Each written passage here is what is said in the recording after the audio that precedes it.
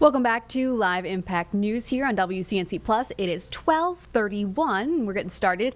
I'm Julie Kay. Lots to get to, lots of live interviews that we have scheduled. We'll get another check of your forecast later on, but we want to start with some big news at the state level. North Carolina is back in session at the General Assembly on Monday, where lawmakers are going to try to override some of Governor Stein's vetoes. But one of the bigger stories is the redistricting plan. They announced that the Republicans announced that they were going to do this earlier in the week. We got those new maps on Thursday night, just last night, and today I got a chance to speak with Dr. Michael Bitzer. He is a political science expert at Catawba College to talk about why this is happening. This is part of a national trend of trying to gain more seats for one political party or the other at the congressional level to impact how our government runs at the U.S. government level. So we talked about that. We talked about other things North Carolina has to do when they go back in session. Again, we don't have a budget at this point.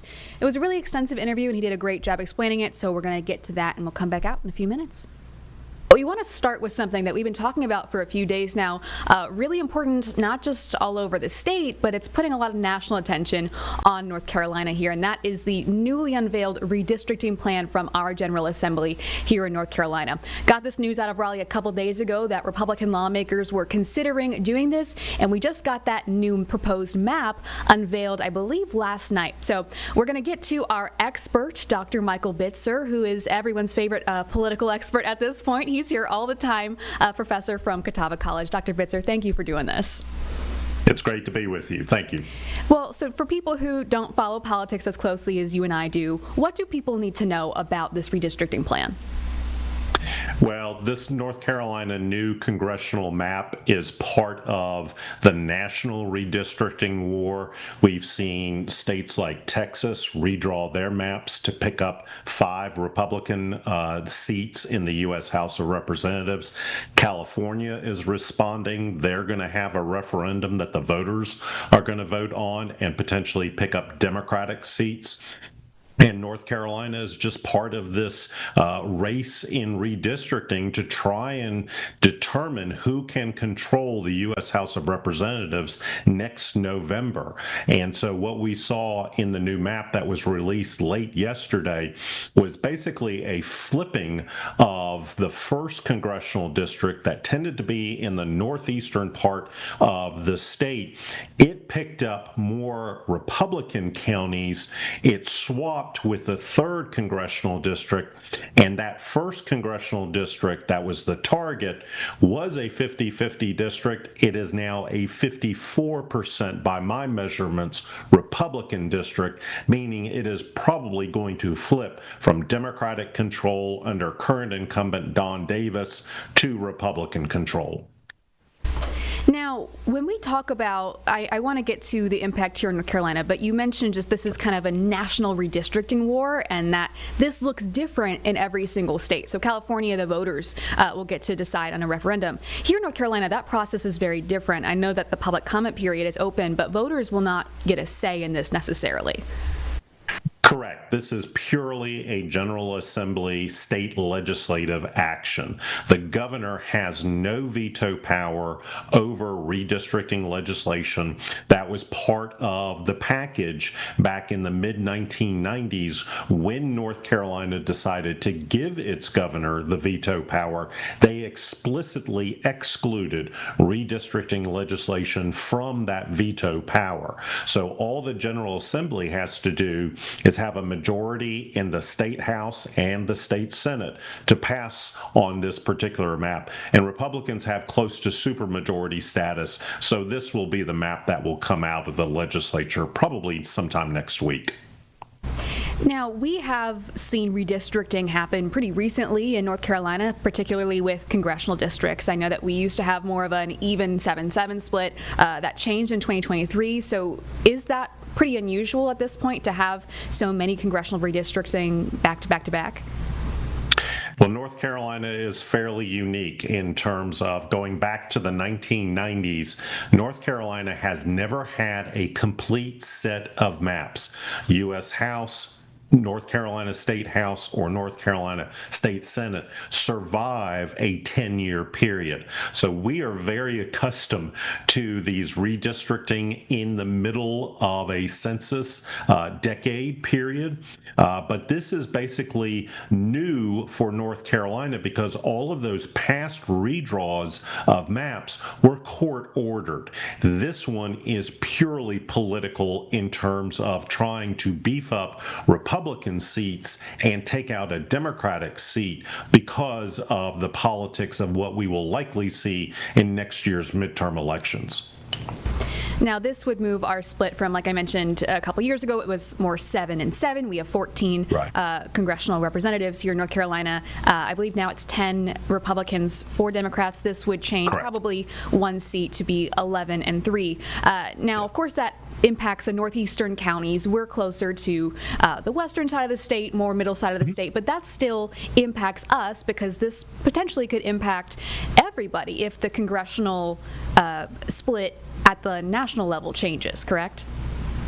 Most definitely. And, by all accounts, this seems like the district will flip from Democratic control to Republican control. If you take all of the elections statewide across North Carolina in 2020, 2022, and 2024, the major elections, president, U.S. Senate, North Carolina governor, add them all up across the state, North Carolina is literally a 50-50 state. But after this map gets passed, and most likely after next year's midterm elections, it will be 11 Republicans and 3 Democrats. This is the power of partisan gerrymandering when it comes to redistricting. I'm glad you mentioned that North Carolina is such an interesting state in that regard. We have it on our website too, the breakdown of each of these districts that will be impacted and who they voted for in the past election, both at the governor level and the presidential level, and it's kind of split all over the place. This is a split ticket state oftentimes, and I know that this is going to really impact how North Carolina is represented. I am curious what the Democrats are going to do. I know you said that there isn't much because the Republicans have close to a supermajority, but we've talked about Representative Don Davis, who is the target here. I have a quote from him. He told RAL, families across eastern North Carolina are struggling and feel that Washington, D.C. is broken. I understand these concerns all too well, and goes on to say that politicians should be focusing on fixing bigger problems. That's kind of the Democratic response I've seen. Is there anything they can do in terms of stalling this vote? Anything that you expect from the Democratic side? I don't think in the General Assembly next week there will be any real power that the Democrats have to stop this particular legislation. It would not surprise me in the least if once this legislation is passed, you have a lawsuit.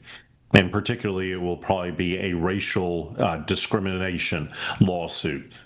The key question regarding that is there's currently a case that was heard by the U.S. Supreme Court this week that could potentially gut the Voting Rights Act of 1965, take that out of the equation, and really give legislatures across the country the ability to draw districts without having to draw what's called a majority-minority district to help minority voters elect one of their own. I think once that decision is handed down, probably early next year, you may see another spat, another round of redistricting going on. I don't know if North Carolina would necessarily do that because we have a March primary. Candidate filing is in December. So it's kind of a tight window here to get this done. But most likely we will see a lawsuit filed over it. Where that goes is really dependent on what the U.S. Supreme Court will decide in that Louisiana case. Do you anticipate that that Supreme Court case may impact southern states a bit more? I think it will have a direct impact across the southern region. One analysis by the New York Times yesterday basically looked at it, and if they went with the most aggressive redraws across the South, you could see potentially 12 Democratic seats flip to Republican seats with any kind of redrawing in a number of southern states. So I think that this is going to be the potential that we will see next year, maybe the year after the 26 midterm elections, but then we'll be coming up on 2030 with a new census and then another round of redistricting after that. So I would just say to folks outside of North Carolina, if they're watching, welcome to what North Carolina has experienced over the past 40 years.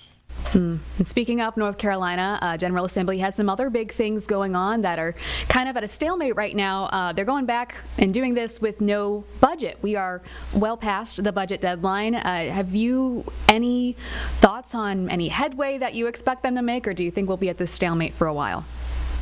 It feels almost like we're at the national level as well. You know, the national government has been shut down with no continuing funding options. North Carolina continues to operate, but it's on the past year's worth of budget, so government does stay open. But it feels like the two are just kind of locked in terms of where they are. At the national level, it's very much Republicans versus Democrats. Here in North Carolina, it's fairly unique in that it's North Carolina House Republicans versus North Carolina Senate Republicans. And that's where the stalemate and the dynamics are really at play here in this state. Lots going on, both at the national level and the state level. Dr. Bitzer, anything else you think people need to know about what's going on right now?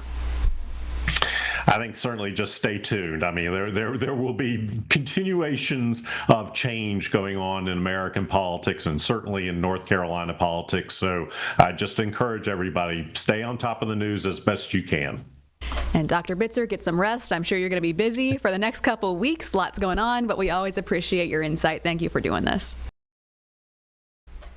All right, you were just listening into Dr. Bitzer, a political science professor at Catawba College, breaking down what we can expect from the North Carolina General Assembly when they come back on Monday. Of course, the big topic being redistricting and what that will do, not just here in North Carolina to those northeastern districts that are impacted directly, but to potentially the overall split of Democrats and Republicans in U.S. Congress. We do want to mention a breaking news story that we just got into our newsroom in the last few minutes. Plane crash confirmed at the Avery County Airport. This happened just before noon, so as I said, very, very recent. We don't have much information right now. All we know is that the Avery County Fire Marshal has confirmed that this happened. This is a Western North Carolina airport. For those of you not familiar with the region, it's also known as Morrison Field, and it's a general aviation airport with 27 privately owned hangars. So this is a small airport up in the mountain regions, but we don't have much information, of course, right now. We're going to keep checking back in. All we know so far is that this happened and it is confirmed. But yeah, you can see right there where it is, quite a bit away from us in Charlotte. But for those mountain communities, definitely something to pay attention to. We'll update you as soon as we get more information. Taking a quick break. We'll be back in 2 minutes.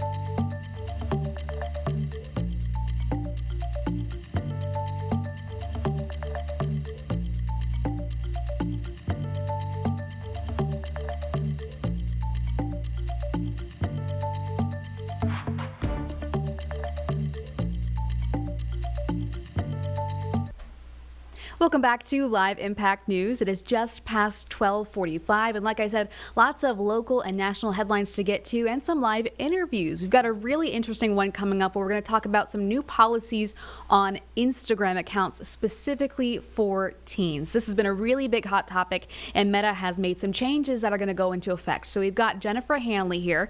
She is head of safety policy for Meta, and she's going to walk us through these changes. So Jennifer, thank you so much for joining us. I know that this is something people are really, really interested in. What can you tell us? Yes, Julie, absolutely. This is something, we've been hearing a lot from parents, that content and what their teens see online is one of their top concerns. And so last year, we reimagined the Instagram experience by creating something called teen accounts. And this is our most significant change to teen accounts since we launched them. So really what we're doing is going forward, we're going to be rolling out an experience so that teens, their content that they see will be guided by PG-13 movie ratings by default. So if they're under the age of 18, that's really what parents can have in mind for the type of content that they might be seeing. There's more stuff that we're going to be filtering out for them. And if they want to change out of that experience, they're going to need their parents' permission to do that. We're also introducing an even further restriction where if parents think even the PG-13 experience is too much for their teen, they can use the limited content feature. And that will even do things like restrict teens from seeing or posting comments on content. Yeah, I think that's really interesting that you guys are giving so many options for parents who are hoping to have a little bit more control. I know the internet is very expansive and it's hard to have control over what your kid sees, but this applies to all parts of Instagram too, your feed, your story, your reels, everything. Exactly. And parents actually don't have to do anything else if they don't want to. This is a default now. So all teens, it's rolling out across the US. We just announced it this week, but all teens will be entered into this experience. So parents can kind of have some peace of mind about the type of content that their teens will be seeing. How does Meta verify that someone is a teenager or not a teenager in this process? Yes, exactly. So we're talking about age appropriate experiences. So understanding age is something, everyone in industry, all companies are really trying to figure out online. We have a multi-step approach to understanding age. So we have, providing age at sign up. We use technology also to help us understand if someone may or may not be a teen. Parents can report to us if if their teen is underage and, misrepresenting who they are and how old they are on their accounts. We're really investing in technology to help us understand, how old someone is to put them into this teen account experience. And we even earlier this year started sending reminders to parents to check on their teen's age. We also have been advocating for legislation that would help all companies and developers like us understand age through the App Store, kind of getting a signal from the App Store, one place to get that age and send that out to developers. Again, we want to make sure that teens are put in the right experience. And so with these content defaults, with the other protections that we have with teen accounts, understanding age is really important and helpful. I'm someone who typically works on the legislation side of reporting, so I know how slow and tedious that process can be. What are those conversations like so far? And is that at the national level, or are you guys working more with states? It's actually been both. So there are two federal bills that have been introduced that kind of take this App Store approach. We've also seen 20 states across the country introduce App Store legislation, and we've seen Texas, Louisiana, and Utah pass, and even just this week, kind of a similar model passed and was signed into law in California as well. So there are a number of laws on the books now. And what are you hearing from parents? I know that we've talked about some things they can even opt in to make it more catered to their child. What are the things you're hearing that have made you guys decide to do this in the first place? Yeah, we consistently heard that parents' top concerns were the type of content their teens are seeing online. They were worried about unwanted contact and how much time their teens are spending online. So our teen account, those built-in protections are really meant to address those concerns. What's exciting about how we built this new kind of revised, content experience for teens is we got a lot of input from parents into what's appropriate for teens or not. We actually had thousands of parents rating content as appropriate for teens or not appropriate. I think they looked at about 3 million pieces of content, and there'll be ways for parents, if they're supervising, to continue to give us feedback on content. 3 million pieces of content. How do you control a study like that? That is so expansive. It's really, we wanted to hear from parents to make sure that we're getting it right. And that's why with Teen Accounts, like we're continuing to improve. We're listening to parents all the time and hearing what else they need. And so that's why it was really exciting for us to bring this new PG-13 like experience out, because we really think it's going to meet the needs of parents. And this starts today. Is it already in place? We announced it this week. We're starting to roll out, so it'll take a little bit of time till it reaches all of the teen accounts across the US, and then it will go global. We have hundreds of millions of teens around the world enrolled in teen accounts, so it'll take a little time till it gets to all of them. Anything else people need to know about this that we haven't addressed yet? So the teen accounts are these built-in default protections. We also offer more parental supervision tools for parents who want to be more engaged in their child's experience on our platforms. So those are really great to help you understand who your teen's following, the type of accounts that they're engaging with, getting, additional ways to limit the time that they're spending. And we have a family center. So parents can visit familycenter.meta.com.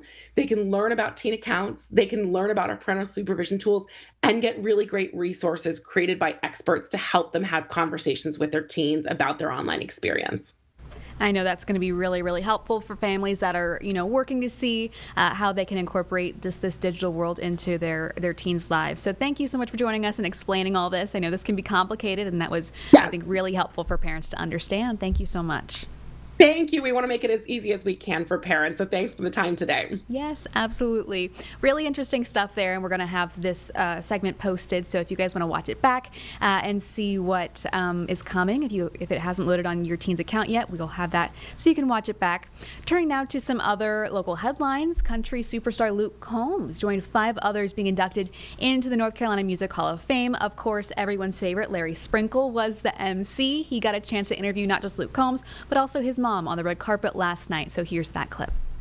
Almost like saying our hometown guy, Luke Combs, because you're from the area. I am, yeah. This is so special to have you here. What does it mean to you to come back home? Oh my God, it means everything. You know what I mean? It takes a village, obviously. I know that now as a father myself, and my village is all here tonight with me, so that's really great. And my whole family still lives in the Charlotte area, and grew up in, I was born in Huntersville and lived there till I was 8. I was at my grandma's house last night with my kids, and just North Carolina feels like home. So it's great to be back. Did you ever, coming along the way you have, did you ever dream of moments like this? No, certainly not. Certainly not. I would have never guessed. Honestly, I was just trying to have a good time and enjoy myself and, do something that I loved and was passionate about, and it turned into this. So I would have never guessed. Well, people love you, and we're glad to have you back. And what would you? One final thought. What would you say to everybody watching right now? Yeah, I would just say thanks for everything. It's the fans that got me here. Obviously, I love what I do. I try to do it with as much passion as I can, but I'm forever indebted to the fans, everybody that helped me get here. It's all about you guys, so appreciate it. Thank you, man. Yeah. And his mom is here. What does this mean to you? It's the best thing. To be honored in your home state is just the greatest. We're in Tennessee right now, but we are so proud to come back and represent North Carolina. I'm so proud of Luke and his team. Takes a village, What is he? Right now he's getting ready, rehearsing everything. What does he think about this? Oh, he is so honored. He's just beyond honored. He just can't wait to get up there and say hello to everybody, and he just feels like he's back home because he is a Carolina boy for sure. Not to overshadow Luke Combs, can we talk about her sparkle leopard print cardigan? Also Larry. Well, first of all, her sparkly cardigan, 10 out of 10. Loved it. Fabulous. Also, Larry Sprinkle dressed up is a treat. Sweet Larry. It's a treat for all of us. Sweet Larry. Sweet Larry's always doing something. I show up to work today to do the stream. Every time I come in here, he's always done something crazy the night before. Interviewing a celebrity. He lives the life. Hosting an event. Like, I know he was amongst huge names in music. Larry's a big name in itself. I imagine that people were like, oh my gosh, Larry Sprinkle's here. He's here. The man himself. He's a legend. Sorry, Luke Combs. Larry Sprinkle is here. Sorry, platinum artist, platinum selling artist. No. Larry Sprinkle's here. Oh, legend. So cute, though. Icon. What a sweet interview with both of them. To have, hometown celebrities come back is really, really sweet. Huntersville's own. I know. Pride and joy. Well, it is time for another break. Oh my gosh, we've got so much coming up, Carlene. Yes. I'm kind of scared. We got a lot going on. Got live events. Actually, can we hit, dare I say, the volcano one more time? Oh, sure. I love this volcano. Check it out. Just the progress of it. It's slowed down. The sun's It's come out. slowing down. It's cooled off. It's cooling down, but like, look, you can actually, Yeah. see the lava now, whereas a couple hours ago we saw the spurts. Yep, just coming little out. sputters. But it's so cool. I know. We've really seen the progression throughout Live Impact News this morning. And again, I know that some of y'all who join Live Impact News regularly have seen this before, but I haven't. And so therefore, we have It's to look still at it cool. again. If still it's your cool. first time, it's your 50th time seeing it. It's Yeah. still cool. Again, no threat to the public. It's just cool. So it's we just just cool to keep look at, hitting it. and we like that. Yeah, we do. All right, we're going to take a quick break. We'll be back in 2 minutes.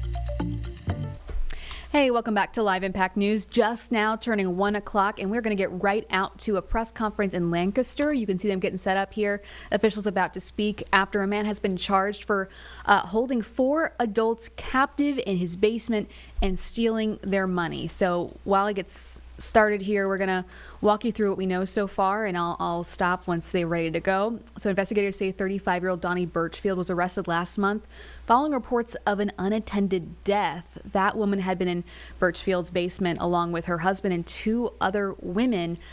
We don't know the age of that woman, but she is described as a vulnerable adult. So hoping to get some more information from the Lancaster Police Department here about what that means. Looks like he's about to get started here in a second. We're getting all framed up. This is happening live, so bear with us as we get this interview set up. I think you might be getting started. Should we listen in? Don Roper.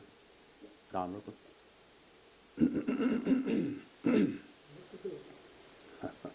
You guys all good? Okay. Good afternoon. My name is Don Roper. I'm the police chief for the Lancaster Police Department. At approximately 11:45 a.m. on July 20th here, the Lancaster Police Department was dispatched to 425 Churchill Drive in Lancaster, South Carolina for a death report.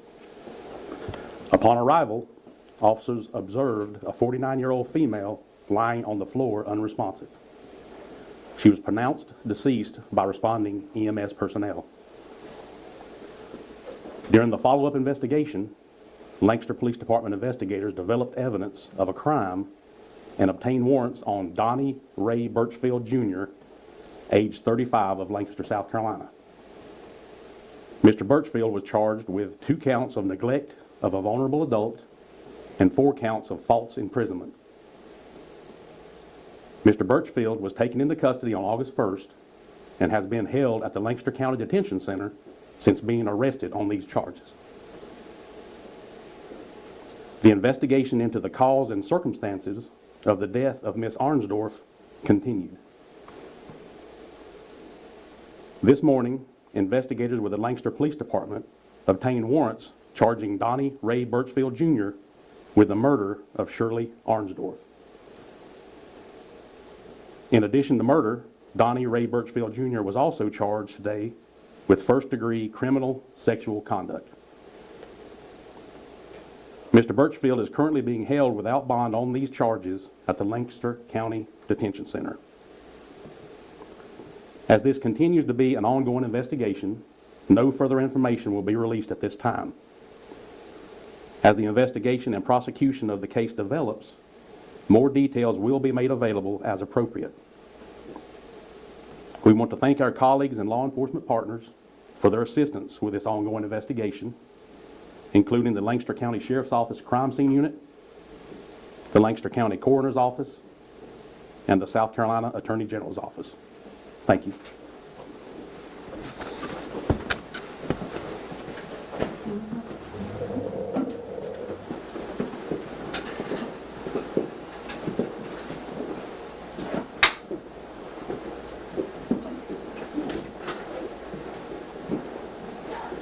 I met you up.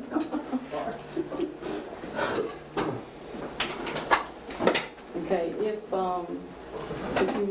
if you came and you want a copy of the warrant, the warrant. All right, yeah, really is really upsetting information out of Lancaster Police Department as they update us on an arrest made. A man is being charged with holding 4 people captive and murder now, it sounds like. So this is a really big development in this case. He's being held, 35-year-old man Donnie Birchfield is being held in a $150,000 bond, according to NBC News.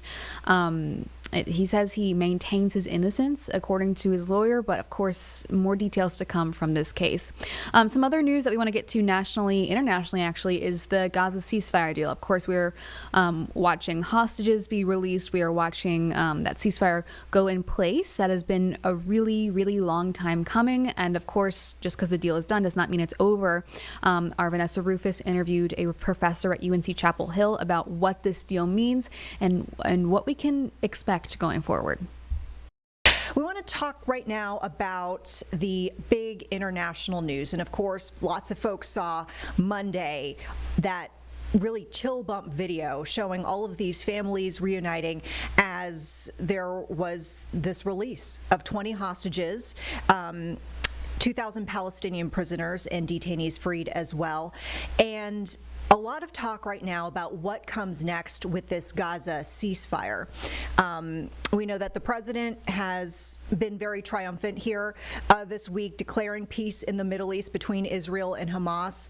And it does look promising, but we know that there's a lot more work to be done and a lot more issues to be hashed out between the two parties. So here to talk about that some more, we have Naven Boppat, who is a UNC professor of political science and also with a specific focus and interest in Middle East history and relations.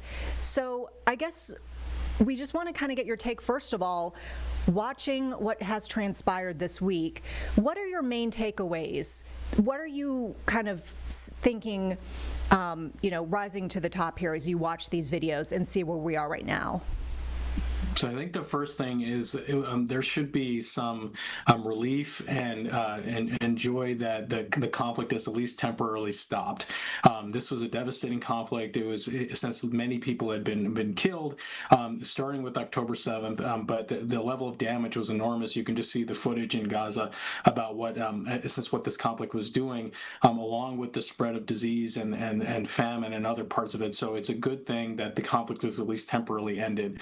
So that part, I think, is something to be celebrated. But I think going forward, what we really have to look at is what happens as far as the rest of the implementation of the 20-point plan, and whether or not Hamas actually chooses to disarm, whether or not Israel pulls back to the lines that they need to pull back to, and what happens with the Board of Peace, as it's called, that's supposed to take over Gaza, who's going to be the forces that come into the area to provide for security, and who are going to be the technocrats that run it. So there's a lot of questions, I think, as we sort of move forward. But I think temporarily, just given the fighting has stopped, that's something to celebrate. I mean, the video, I mentioned this, just a few moments ago, seeing the reunions happening and the reaction from folks in the community upon the release of all these folks. It was emotional to watch, just to see the emotion of these people, receiving people that they haven't seen in so long. You talked about the fact that obviously there's more work to be done, and initially it feels pretty good, where we are, but we kind of have to see where things go. I know at the beginning of the year there was some promise, and that led to a backslide. And I mean, what do you think the role of the U.S. will be going forward in trying to ensure that this does remain a lasting peace, as the president has kind of billed this as the start of? I know this is, someone you've looked into foreign policy for the U.S. What is the U.S. role here? I think it's significant. I think that the biggest place that the U.S. has is its ability to serve as what we might call as a guarantor of Israel. So, and that involves trust. So I would say from Hamas's perspective, there's very little trust with Israel. But if the United States is then able to say that the U.S. is in favor of peace versus allowing Israel to achieve any sort of maximalist objectives in Gaza, which is not to say that that's something they would do, but if that's what they wanted to do, if the United States could then say that Israel will not do that, I think most of the parties in this conflict would believe that President Trump can provide some constraint on Netanyahu and his government. So I think that's the big role, and if that's the case, that might give the Palestinians an incentive to continue complying. In a sense, they have really little choice because Hamas has been so badly damaged. So what then needs to happen, because Hamas is so badly damaged, is there needs to be some constraint on Israel trying to take advantage of the situation. And as long as there's a belief that that's the case, that would probably give Hamas an incentive to stand down for now. I know. I feel like there's got to be a lot of this topic discussed in your classes. What do you tell your students as they're watching this? How do you prep them, I guess, in the way of, catching them up to speed, more or less, on the enormous background of how we even got to this moment in history? And I guess I'm kind of trying to see, as our viewers can all be students here of history, how can our viewers prepare themselves and educate themselves to kind of best understand this very complicated topic? Sure. I mean, so in this particular conflict, especially, it's a long-running conflict.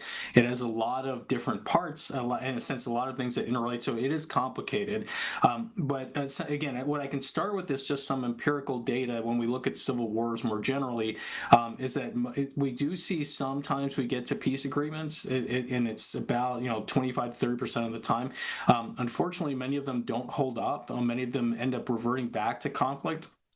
So one example we can think about from recent memory is Oslo. There was a peace agreement made, and both Israel and the Palestinians ended up going back to conflict, and we're here. So there is a chance we'll see this, since this deal not reach full implementation. But given that violence has stopped for right now, at least there's hope, which wasn't there a few days ago. So, and one of the things that works in favor of this agreement, I think, is that there are several guarantors of it. So I mentioned the United States with Israel, but also we can look up Egypt and Turkey and some other ones that might provide some constraint on any sort of on Hamas or any other group that wants to provoke the Israelis. So there is, I think there is some hope, but there is a lot of details that still need to be sort of pushed through. Yeah, you mentioned these other guarantors. I was going to ask about that, the other parties that could have a beneficial role in moving forward this peace. And I guess, the other nations that you mentioned, are those roles, and forgive me for using these terms, but use of force type of roles? Are these more incentivizing types of, forces? How do you foresee, for example, Egypt and other nations that are having a stake in this participating in this effort? Yeah, I don't see those as use of force roles. I don't think they would be willing to use force in this particular theater. What they can do, though, is to try to work with the governing body or the in Gaza to try to promote some restoration of life. And what they can do is also serve as mediators, which means that while Israel doesn't necessarily directly talk to Hamas, the United States might not either, they can pass information to both the Israelis and the United States about what Hamas is trying to do. Qatar, for example, has served this role for a long time. They've been an intermediary between different groups and in Israel and the United States. So that's one way you can get talks continuing, and it also helps when there is it's sort of a third party that has an interest in peace that can pass this information on, so it's not necessarily thought of as being biased. So that's an important role, is just to try to pass communications on, and that can be something that can allow both Israel and Hamas to communicate with each other, which if they were both to do it just on their own, that might not go very far. What are you looking for going forward? What do you expect to come next, maybe in these discussions, and/or what will you specifically be watching to see whether this is moving forward as a success or not? I would say the biggest thing to look at is what Hamas does as far as disarmament. That's going to be part of this condition, or that's part of the plan that they have to disarm. They did not accept that part of the deal. They accepted the part where there would be these prisoners exchanges and a temporary cessation of violence. Ideally, it's a long-term cessation of violence, but they did not accept the part where they had to disarm. Israel has said that that's a critical condition, and they want to see Hamas disarm. So that's the thing I would look for. If they disarm, how they disarm. Is it public? Do many of them turn in their weapons? Is there any guarantee that all the major fighters of Hamas have turned in their weapons, and does that satisfy Israel's conditions? And then we can look at if Israel is going to, in a sense, are they willing to accept Hamas's disarmament if it happens, or whether or not they're going to claim that Hamas is not disarmed and then use that as a pretext to continue their activities in Gaza. So again, those are the two things I would look at, but that's again, and that's going to be a while, right? We're not going to know that overnight or in the next week. Anything you'd like to leave our viewers with here on Live Impact before we wrap things up? I will say, again, just to sort of put it in perspective, this was a devastating conflict. It's a good thing that we temporarily have a deal. What's going to be important now is what happens going forward, because it's important to realize it's a wonderful thing that Israel's the hostages have been reunited with their families, but from Gaza's perspective, there's a long way to go in terms of its recovery. It's been utterly devastated, and there are lots of health problems, lots of public education problems, so there's a long way to go for Gaza in trying to see if this can work. Yeah, well, of course, we'll be watching very closely. I know you will as well. Thank you again for all of your insights here today, and we hope that you join us again here on Live Impact. Navin Boppat, thank you so much. Thank you. All right, really interesting interview there from Vanessa Rufus, and a UNC professor who specializes in this particular situation, like what's going on with this Gaza ceasefire deal. So we're going to take a quick break, but lots of things that we're watching and paying attention to. We're going to get another check of your forecast coming up pretty soon.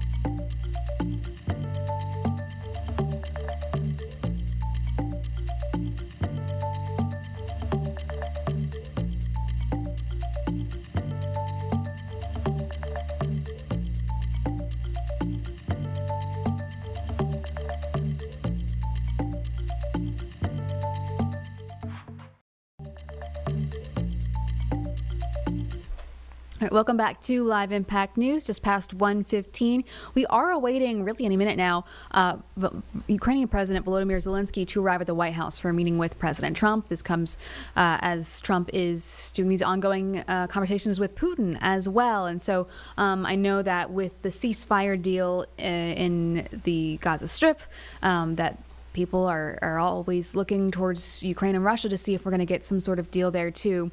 But you can see there that officials are both putting a U.S. flag and a Ukrainian flag up. So really awaiting that any minute now. Of course, this is going to be closed to the press. This meeting there might be a press conference afterwards. We'll see when we get there. But yeah, hoping that we get some more information coming out of this meeting.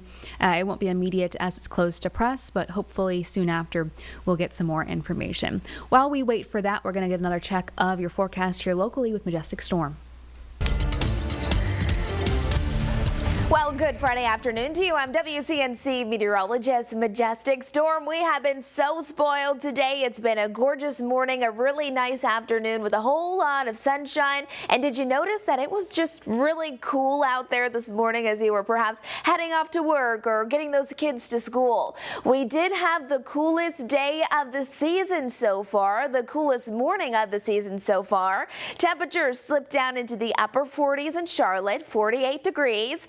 45 in Hickory. Look at the mountains though, 33 degrees, near freezing this morning. It was definitely crisp out there, but the trade-off is it was absolutely gorgeous, and now we're heading into our Friday afternoon and evening. Let's keep that sunshine coming, and really those temperatures are rebounding very nicely. Plan for mid-70s for your Friday high. Now as we're heading into Saturday, do you have any plans? Hopefully those plans will take you outside. It's going to be even warmer. All of a sudden those low 80-degree temperatures are heading back our direction. On Sunday, a cold front's going to pull through. It's going to increase our cloud coverage. It's going to also bring the opportunity for scattered rain showers as well, and then temperatures will drop back down into the 70s. For today, though, it's your Friday. Whether you're heading out to the golf course or maybe you're grabbing lunch or dinner out on the patio today, it's going to be very comfortable for most of us. We'll see a few more clouds overnight tonight, but those clouds, they'll kind of act like a blanket early tomorrow morning,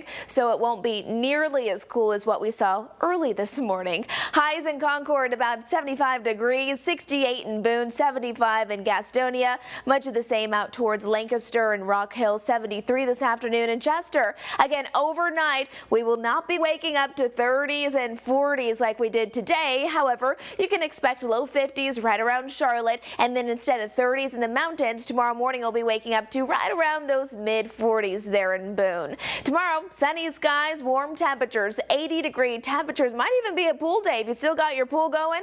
Sunday and Monday, slightly cooler, but our average high this time of the year, it's actually 73 degrees. So today and tomorrow will be well above it, and then we'll be right around those seasonal temperatures as we're wrapping up our weekend and heading into early next week. Let's walk you through the futurecast though, because for us it's going to be quiet over the next 2 days. However, watch a strong cold front. It's going to bring some severe weather throughout the Mid-South. Those storms could even produce strong tornadoes, strong damaging winds, even large hail. Once that same cold front reaches the Carolinas, it loses its energy. It's really going to just break apart. I think we will still get some rain showers from it, but we won't get the severe weather like many states across the country are forecasted to get, especially on Saturday from Arkansas, Oklahoma, Missouri, even into Louisiana and Mississippi. We're looking at that possible threat of seeing some severe weather. For us, we could use a little bit more rain from it, but we do have the chance of seeing some rain as we're heading into our Sunday. So again, if you have plans, Sunday there's about 3 o'clock, scattered rain showers. Here's about 5 o'clock. It'll be very hit and miss. Not everyone will see it, but I do think some of us will. It's going to be beautiful out there in the mountains this weekend. If you're heading out to App State, they have homecoming at 3:30 tomorrow. It's going to be a great day for some football or even the Woolly Worm Festival out there in Banner Elk. You may want to consider going on Saturday instead of Sunday, because remember, Sunday is going to be much cooler, especially in the mountains, with highs really only into the 50s and 60s. Lots of opportunity to get outside and enjoy that beautiful sunshine in that 7-day forecast. Hope you have a great weekend, and we'll see ya. All right, good news from Majestic Storm there, and good news for our sports fans. Of course, the Panthers are going to be away. They're going to be in Jersey playing the Jets this weekend. Nick and Miles have your Panthers preview. We're going to see what they have to say, any predictions they might have.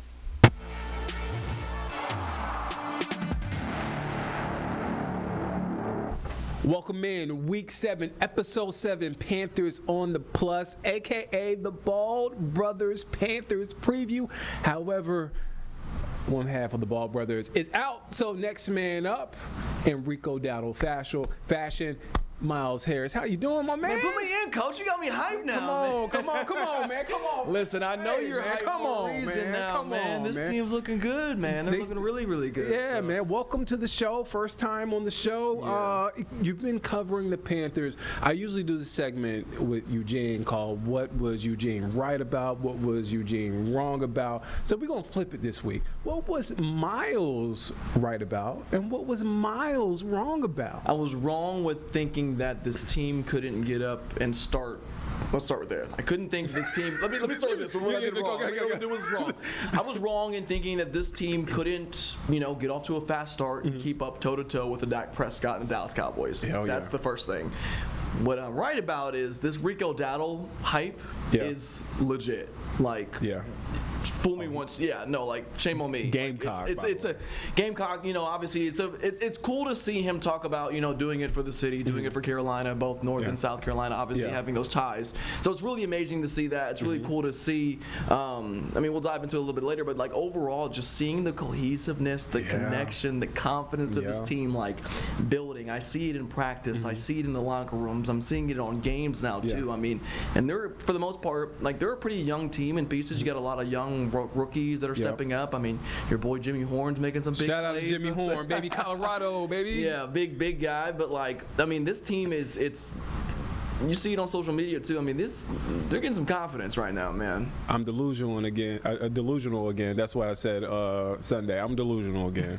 What were you right about? But Rico Dowdle, man, being legit. What we saw against Miami wasn't just a one-off. This is something that Carolina's going to have to figure out, because he's not the only running back that's a running back one in this locker room. You've got Chuba as well. So it's how do you balance these two guys out? But you can't take the rock away from Rico right now either, man. Right. Let's get into it. So going into Week 7 against the Jets, the Jets have just been awful all around. We'll get into that. But how do you coexist? You've been in the locker room. You've been in practice. I feel like they're saying the right things. Yeah. But is that necessarily reality? There's some truth to that, though, too. Okay. You think they can balance that out? I will put it this way. There is some truth to these guys, pushing each other. Definitely to the point where we're teammates. We're not he's taking the spotlight away from me, he's taking touches away from me. Chuba's been a professional about it, Rico's been a professional about it. I know he said it earlier in the week. Rico was talking about, obviously I'm here, but Chuba's been doing this for a couple of years now. They gave him a contract extension, they gave him that money for a reason. So not trying to take anything away from that. So I like seeing those two kind of mesh well, as far as not feeling like they're taking away from one another. Yeah. But that's still the big question, is how are they going to make this work when it happens? And trust me, we are asking almost every other day, hey. I know they're sick of it too. Yeah, and it is, and you can tell, but we don't know. And we're going to hopefully find out on Sunday just how they're going to make this balance, because we talked about this a little bit earlier though too. These are two running backs that get better the more carries they get, the longer they're in a game. Yeah. And they're two different, similar, but also styles of running backs. Yeah, they're both patient, very patient runners. Very patient, and you could definitely see towards the end of that Dallas game, Rico was kind of waiting for that hole of that seam to kind of shoot his shot and make a run for it. And so we've seen Chuba do that in a lot of pieces as well. And so I don't want to take away from what they're doing. Major credit to the offensive line as well. They've been stepping up and obviously run blocking and protecting as well as they've been able to do. But that's the $1 million question. How are you going to balance these two guys out come they're both ready to go on a Sunday, right? I guess that's a good problem to have. I can't complain. I keep seeing highlights of Jonathan Stewart, D'Angelo Williams from back in the day, and they made that work because they put their egos to the side, and when one was down, another stepped up. Right. Even in the same same game, they both had big games. I think there was one game that I think both of them had 150 yards. Right. I mean, I would love to see that. No, 100%. But I mean, Detroit's doing the same thing now, though. I mean, they have 2 star running backs, and they bounce out as well. So different offense, obviously, but you kind of sound like analysis, like, hey, it's a good problem to have, right? But we've also heard Rico say 2 is better than 1, and they're going to need both these guys too if they want to win games, stay in games, compete for games.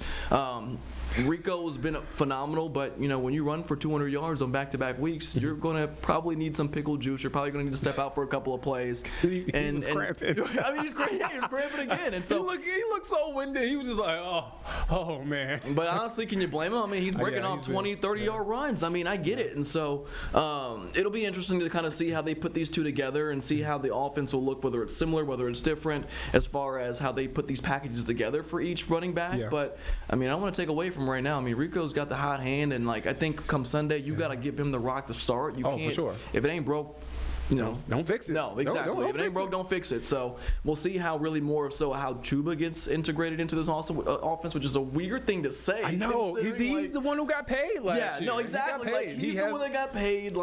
Rico, I mean, cool story, but you kind of thought him as being the 2A or the backup. But he's everything we wanted Miles Sanders to be. 100%.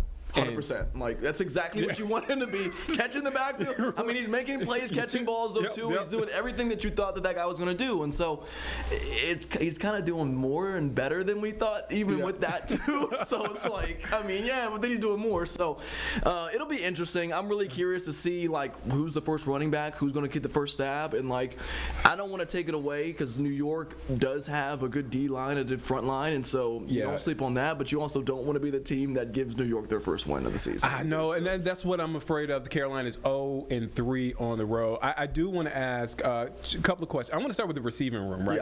It looks like JT Sanders is back this week. It looks like he's back. I don't know. I want to pause on that. I know. Because I felt that way about Jalen Coker. I thought Coker was going to play last week, and then all of a sudden, it looks like we're getting healthier, right? Mm-hmm. But also at the same time, we don't have a number 2. You look at Xavier Legette, he has a bounce back game against the Dolphins. Dallas is huh? Yeah. And then I think fans don't really have the expectation for him against the Jets. But the only guy that we really can rely on right now, outside of Mitchell Evans, is in Hunter Renfrow in spots, and obviously you got the young guy Jimmy Horn, but really is T-Mac. Can we go further, and can we continue on this pace without a legit number 2 wide receiver? What are you seeing out there? I think we're still in a good point of the season where we can still figure that part out. Yeah. I don't want to sit there and put that kind of pressure on a guy like a Jalen Coker, but put him in undrafted guy too. Undrafted guy, but he is a big target. He can be a reliable target. I mean, you talked about it. We saw it at camp. He was looking for the most part pretty solid until he got hurt. And so another piece, you're wondering what this offense looks like. Right. And so obviously we want the best for XL, and hopefully he can strive. But right now, if I'm being honest with you, you're looking at that one play where he pitched the ball to Rico. It's even before that, you're just not looking like he has the most confidence with his hands. Now he is making big impacts in other ways with the run blocking and protecting in that. So he has stepped up in that. Yeah, he is. He even talked about that last week. He's I actually like doing it. It's fun because he's a big guy. It helps, and obviously it's playing a factor with them running the ball successfully as they have been, but we kind of need you to catch some balls though too, right? We honestly do. And so while the verdict is still out on that, we are getting healthier. You are starting to see more guys like a Renfrow catching on a big 4th down play. Right. Seeing Jimmy Horn for a guy getting wide open. And they're trying to get Jimmy Horn the ball. I'm wondering in a couple weeks, we talk about confidence for young guys. I mean, you can see it whether he's in the locker room or you can see it. He's got a little swagger to him. Stuff that we saw at Colorado. You're starting to. And here's the thing. In fairness to Jimmy Horn, he was wide open at Colorado. But when you have a Travis Hunter on the other side, they're not necessarily looking at the right. Yeah. He was wide open in Colorado. If you look back to those games, I do want to ask receiver matchup. Interesting matchup that people are not talking about. Sauce Gardner versus T-Mac. What are you expecting? What are you hoping to see from T-Mac? I'm gonna be honest with you, man. Sauce has not looked same since his rookie year. He hasn't, but he's still Sauce. He's still Sauce, but and the reason I say that is because I feel like now that T-Mac has gotten that touchdown off of his back, he's going to get more comfortable. Okay. He talked about it after that pick that Bryce had, which I'm not trying to sit there and point fingers, but like it kind of more on the receiver than it is on the quarterback. Had that catch. So, but you see that accountability from him, and you see the work that he puts in. I mean, his team, I think players around the league, he's a professional. Yeah. I mean, you look at a guy like Emeka Egbuka, for example, in Tampa Bay, that come in and they're just like professional, right? Ohio State, huh? Yeah. I didn't mean to bring it up like that. But like, we're a wide receiver, but in all seriousness, though, like when you look at a guy like T Mac and you see like the plays that he can make, I mean, he's gonna get targets. We knew that even coming into the season, so it's only a matter of time before it clicks. And I like that matchup. I think it still goes in favor of T Mac. I mean, Sauce is good. I don't want to sit there and say he's like, a big corner. I just want to throw that. Yeah, he's a big corner, and so that it will be an interesting matchup, and they will need T Mac obviously to open up the run game, but also open up even tight ends, for example. Open up whether it's an XL, whether it's a Jimmy Horn. If Coker plays, you got to have that option available as well. But I like T-Mac because, I mean, not only to get a touchdown, but to get 2 touchdowns, and you can see the route and the comfortability that he's making on these plays, man. Like, that's stuff you don't teach at the same time. He's getting more and more comfortable. I like a lot of criticism on that pick for T-Mac. There's some questions for sure. Yeah, and it's looking like we got the good end of that deal. Like, Dan Morgan knows what I give Dan Morgan credit. Yeah. He's put together some good talent for what they were able to get. All right, let's take a break. When we come back, we're going to talk about the defense. We're going to talk about the Jets, a little bit of the Jets offense, but the defense. On the other side of the break, it's Panthers on the Plus, a.k.a. the Ball Brothers preview with Miles Harris. We'll be back shortly. We're also going to take a quick break. We'll be back in 2 minutes.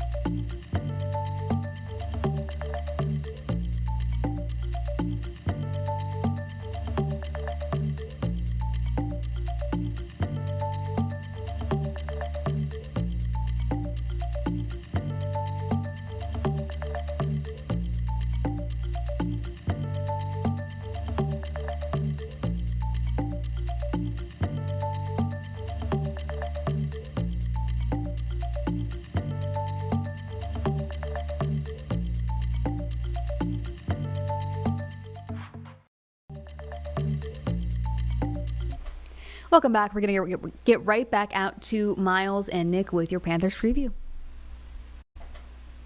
Welcome back here on Panthers on the Plus, a.k.a. the Ball Brothers preview. Without one half of the Ball Brothers, but it's all good. We got Miles Harris here in hold it studio, down, man. holding it down. Next man up. All right, so let's get to the defense. First person I want to get to. We got a whole core. I wish I had a gavel. Can you hear that, guys? That's like a stern one though, too, man. Like Mike Jack, front and center, because boy, he's been getting cooked the past couple of weeks. George Pickens. If Dallas would have won that game, right? I would have been like, okay, cool. It made it worse that George Pickens was doing a lot. Eaton had a lazy boy out there. All right, sorry to Miles and Nick. We're going to get back out to them later, but actually turns out that Trump and Zelensky's meeting, the Ukrainian president, is live. We're going to be able to see inside instead of it being closed doors. So we're going to watch this. In this war, and we're gonna get it ended. So I just want to thank you all very much. If you have a couple of questions, go ahead, please. In fact, before I do that, let me just ask the President to say a few words. Thank you, President. Pleasure. Glad to meet you again, Mr. President. Thank you very much for the invitation. Again, my congratulations with your successful ceasefire in the Middle East. Thank you. Yeah, and you did it, and I think this is a momentum to finish Russia's war against Ukraine. I think that, yes, we understand that Putin is not ready. I think not ready, but I think that I'm confident that with your help, we can stop this war. And we really need it. We see that they don't have successful steps on the battlefield, and it's good. I think that their army is weak now, but a lot of losses. They have a lot of losses and in economy and people, and I think this is a very important moment. And I wanted to thank you, Mr. President, after our phone calls. Yesterday I had a good opportunity to meet with the big American energy companies, and they're ready to help us. Yes, after all these attacks on our infrastructure, Russian attacks, and etc. And I had also meetings. Thanks to your team, we had meetings with a good military companies. We spoke about air defense, and I want to share it after with details where we are. Thank you. Thank you so much. Thank you very much. Mr. President. Very good. And I think it looks beautiful in his jacket. Yeah? It's beautiful. I hope people notice. It's a good. It's actually very stylish. I like it. Yeah, please go ahead. Under the Biden administration, the White House was fearing of a possible escalation. They were not allowing the Ukrainians to strike into Russia, fearing of this escalation. Yeah. Would your administration allow Ukrainians to strike deep into Russia? We're going to be talking about that.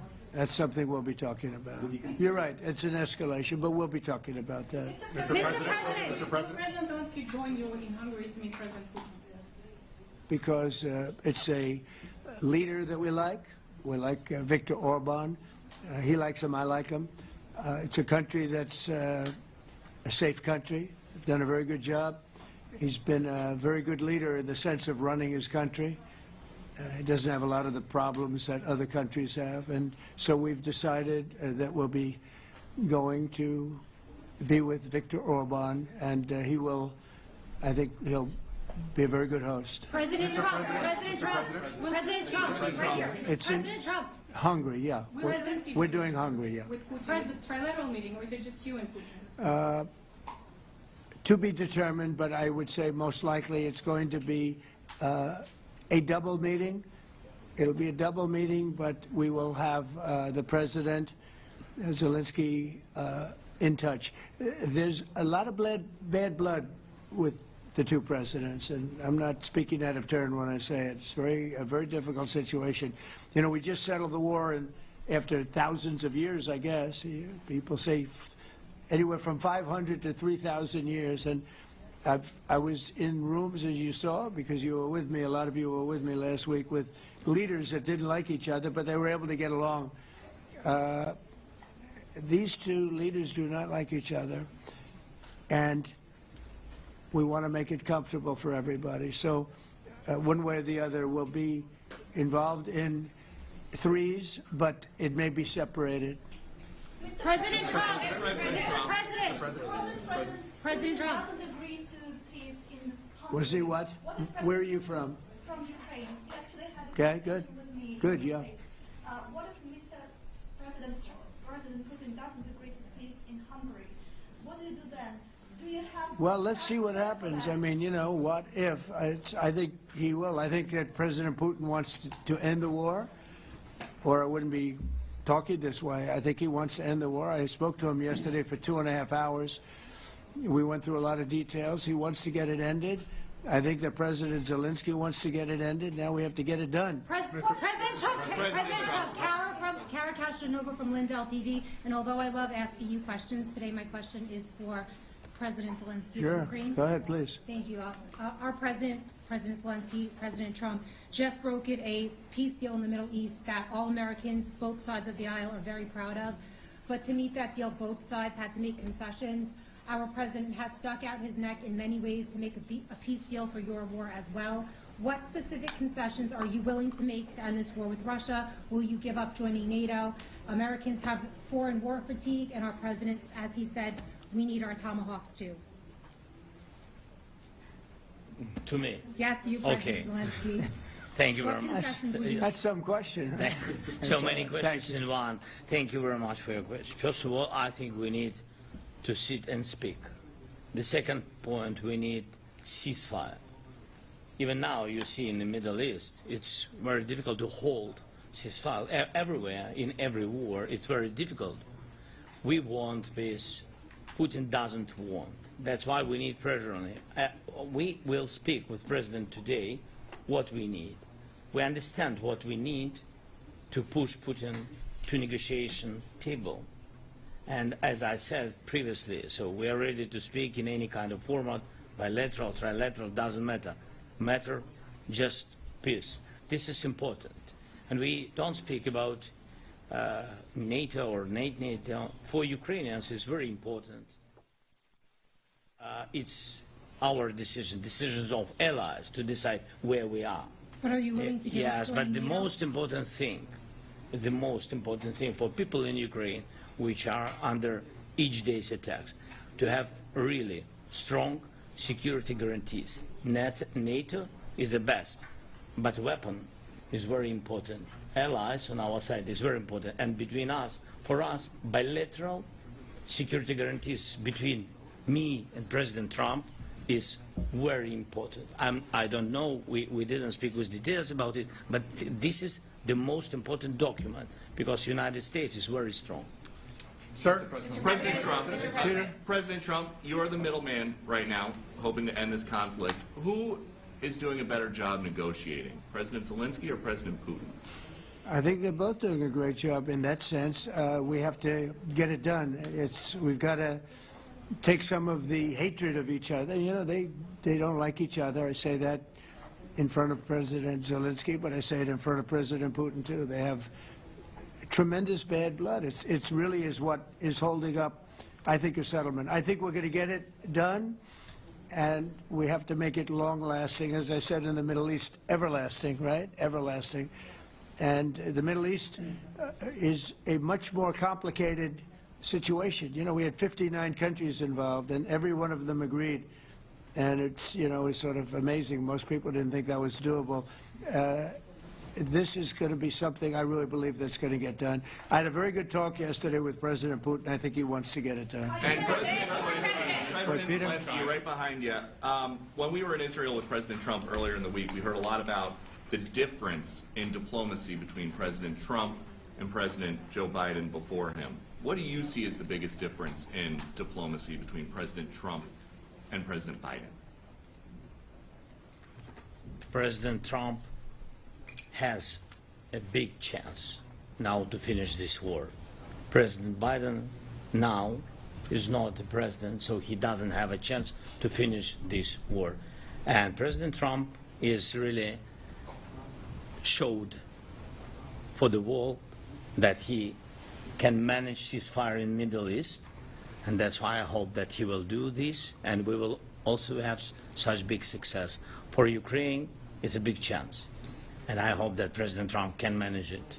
I would say the biggest difference is one is extremely competent and the other one is grossly incompetent. Sir, a few weeks ago in New York when you two met, you said that you think Ukraine could ultimately take back all the territory that it's lost so far. Do you still think that's the case, or do you think there'll have to be some sort of You swap never of know. Look, territories? you know, war is very interesting. You never know, do you? You just never know. With war and peace, but you never know.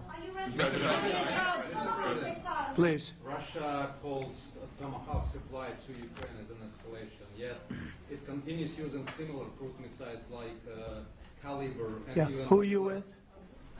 Who are you with? You're Ukraine? Yeah. Good.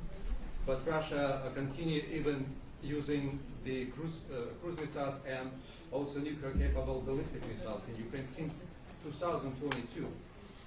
So do you consider providing Ukraine with the Tomahawk or similar missiles as an opportunity to equalize the possibilities of Ukraine and Russia and push Moscow to the negotiation Yeah. table?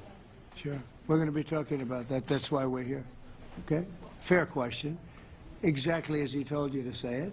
But we're going to be talking about it. Okay? Yeah, please. A message to India and Hungary who is still refusing. You said India and Hungary? That's an interesting. And Hungary India and Hungary. It's an interesting combination. refuse to stop buying Russian oil. Well, India is not going to be buying Russian oil anymore. And Hungary is sort of stuck because they have one pipeline that's been there for years and years and years, and they're inland. They don't have sea. They don't have sea. And I spoke with the very great leader of Hungary, and they are, you know, it's very hard for them to get oil. I understand it. Hungary's in a very interesting position because they can't have ports. You know, they're surrounded by land. So we'll see what happens there. But India will not be buying oil from Russia. And they've already de-escalated, and they've more or less stopped. They're pulling back. They bought about 38% of the oil, and they won't be doing it anymore. Mr. President Trump has been helping you in achieving peace in Ukraine. Who has? First Lady Melania Trump Yeah. has been helping in returning abducted Ukrainian children from Russian captivity. President Zelensky, do you appreciate those efforts? How do you assess them? And did you ask her to step in and to help you? No, she wanted to do it. She just felt very strongly about the children, and she's done a really good job, I think, in bringing it to the fore. You know, we have a lot of children involved. Now, it's some people say it's 20,000, and some people say it's 300. There's a big difference between that, so nobody really knows. But she felt very strongly about the children. She thinks about the children all the time. President Trump, if you okay Tomahawks to Ukraine, what's going to happen if the United States is in a conflict and we need the Tomahawks? Do we have enough? That's a problem. We need Tomahawks, and we need a lot of other things that we've been sending over the last 4 years to Ukraine. We've been, you know, we gave them a lot. Now we have a different situation. We send it to the European Union. They pay for it and all that, and they have plenty of money. But it's beyond the money. You know, we need Tomahawks, and we need a lot of other weapons that we're sending to Ukraine. And one of the reasons we want to get this war over is exactly that. It's not easy for us to give. You're talking about massive numbers of very powerful weapons. So that's one of the things we'll be talking about. Hopefully they won't need it. Hopefully we'll be able to get the war over with without thinking about Tomahawks. I think we're fairly close to that. Yeah, go ahead. President, yeah, please. Just to understand. So for today, of course, we want to finish this war, but the war is another technological war. You don't use just Tomahawks. If you want to target a military goal, you need thousands of drones. It goes together with such missiles. Ukraine has such thousands of our production drones, but we don't have Tomahawks. That's why we need Tomahawks. But the United States is a very strong production, and the United States has Tomahawks and other missiles, very strong missiles, but they can have our thousands of drones. That's why where we can work together, where we can strengthen American production. And so just so that I understand, so you're suggesting kind of a trade. If President Trump okays Tomahawk missiles to help you launch... Yes, it's into about Russia, military goals. It's only about military goals. Right, but then you would authorize some kind of an exchange where... Yes, of course. The U.S. Yes, we have proposition. Yeah, we have big proposition with our drones. President Trump, I don't mean to be brokering an arms deal here, but is that something that you would be interested in, Ukrainian drones? We are, yeah, we would. We have a lot of drones right now. We build our own drones, but we also buy drones from others, and they make a very good drone. I mean, drone warfare has really come to the fore over the last couple of years because of this war. I will say, There's nothing like the jets. You know, we knocked out a lot of drones in Israel. We were knocking them out for Israel, and we were doing it with extremely fast and powerful jets, following the drones and knocking the hell out of them. So, it's, you know, we know a lot about the drones, and we know a lot about the great jets, the great ones. The ones, well, and the B-52s, which were totally they were stealth. They were undetectable. So we have a lot of different weapons. And, you know, I have an obligation also, though, to make sure that we're completely stocked up as a country, because you never know what's going to happen. In war and peace, right? You never know what's going to happen. So we're going to be talking about Tomahawks, and would much rather have them not need Tomahawks. Would much rather have the war be over, to be honest, because, you know, we're in it to get the war over. We're selling a lot of different types of weapon, as you know, to the European Union.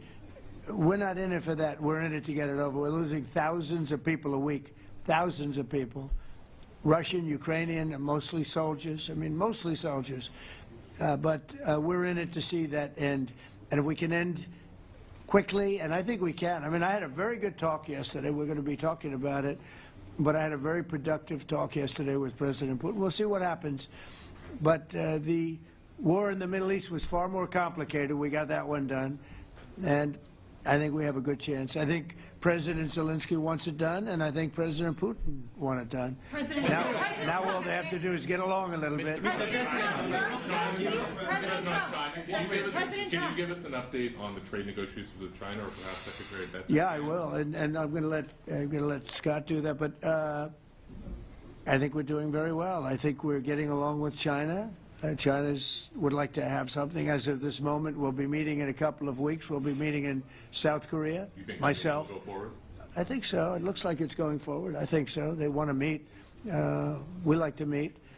I have a very good relationship with President Xi, and we're going to see what happens. But, you know, for years we were taken advantage of by China very badly. We were losing hundreds of billions of dollars a year to China.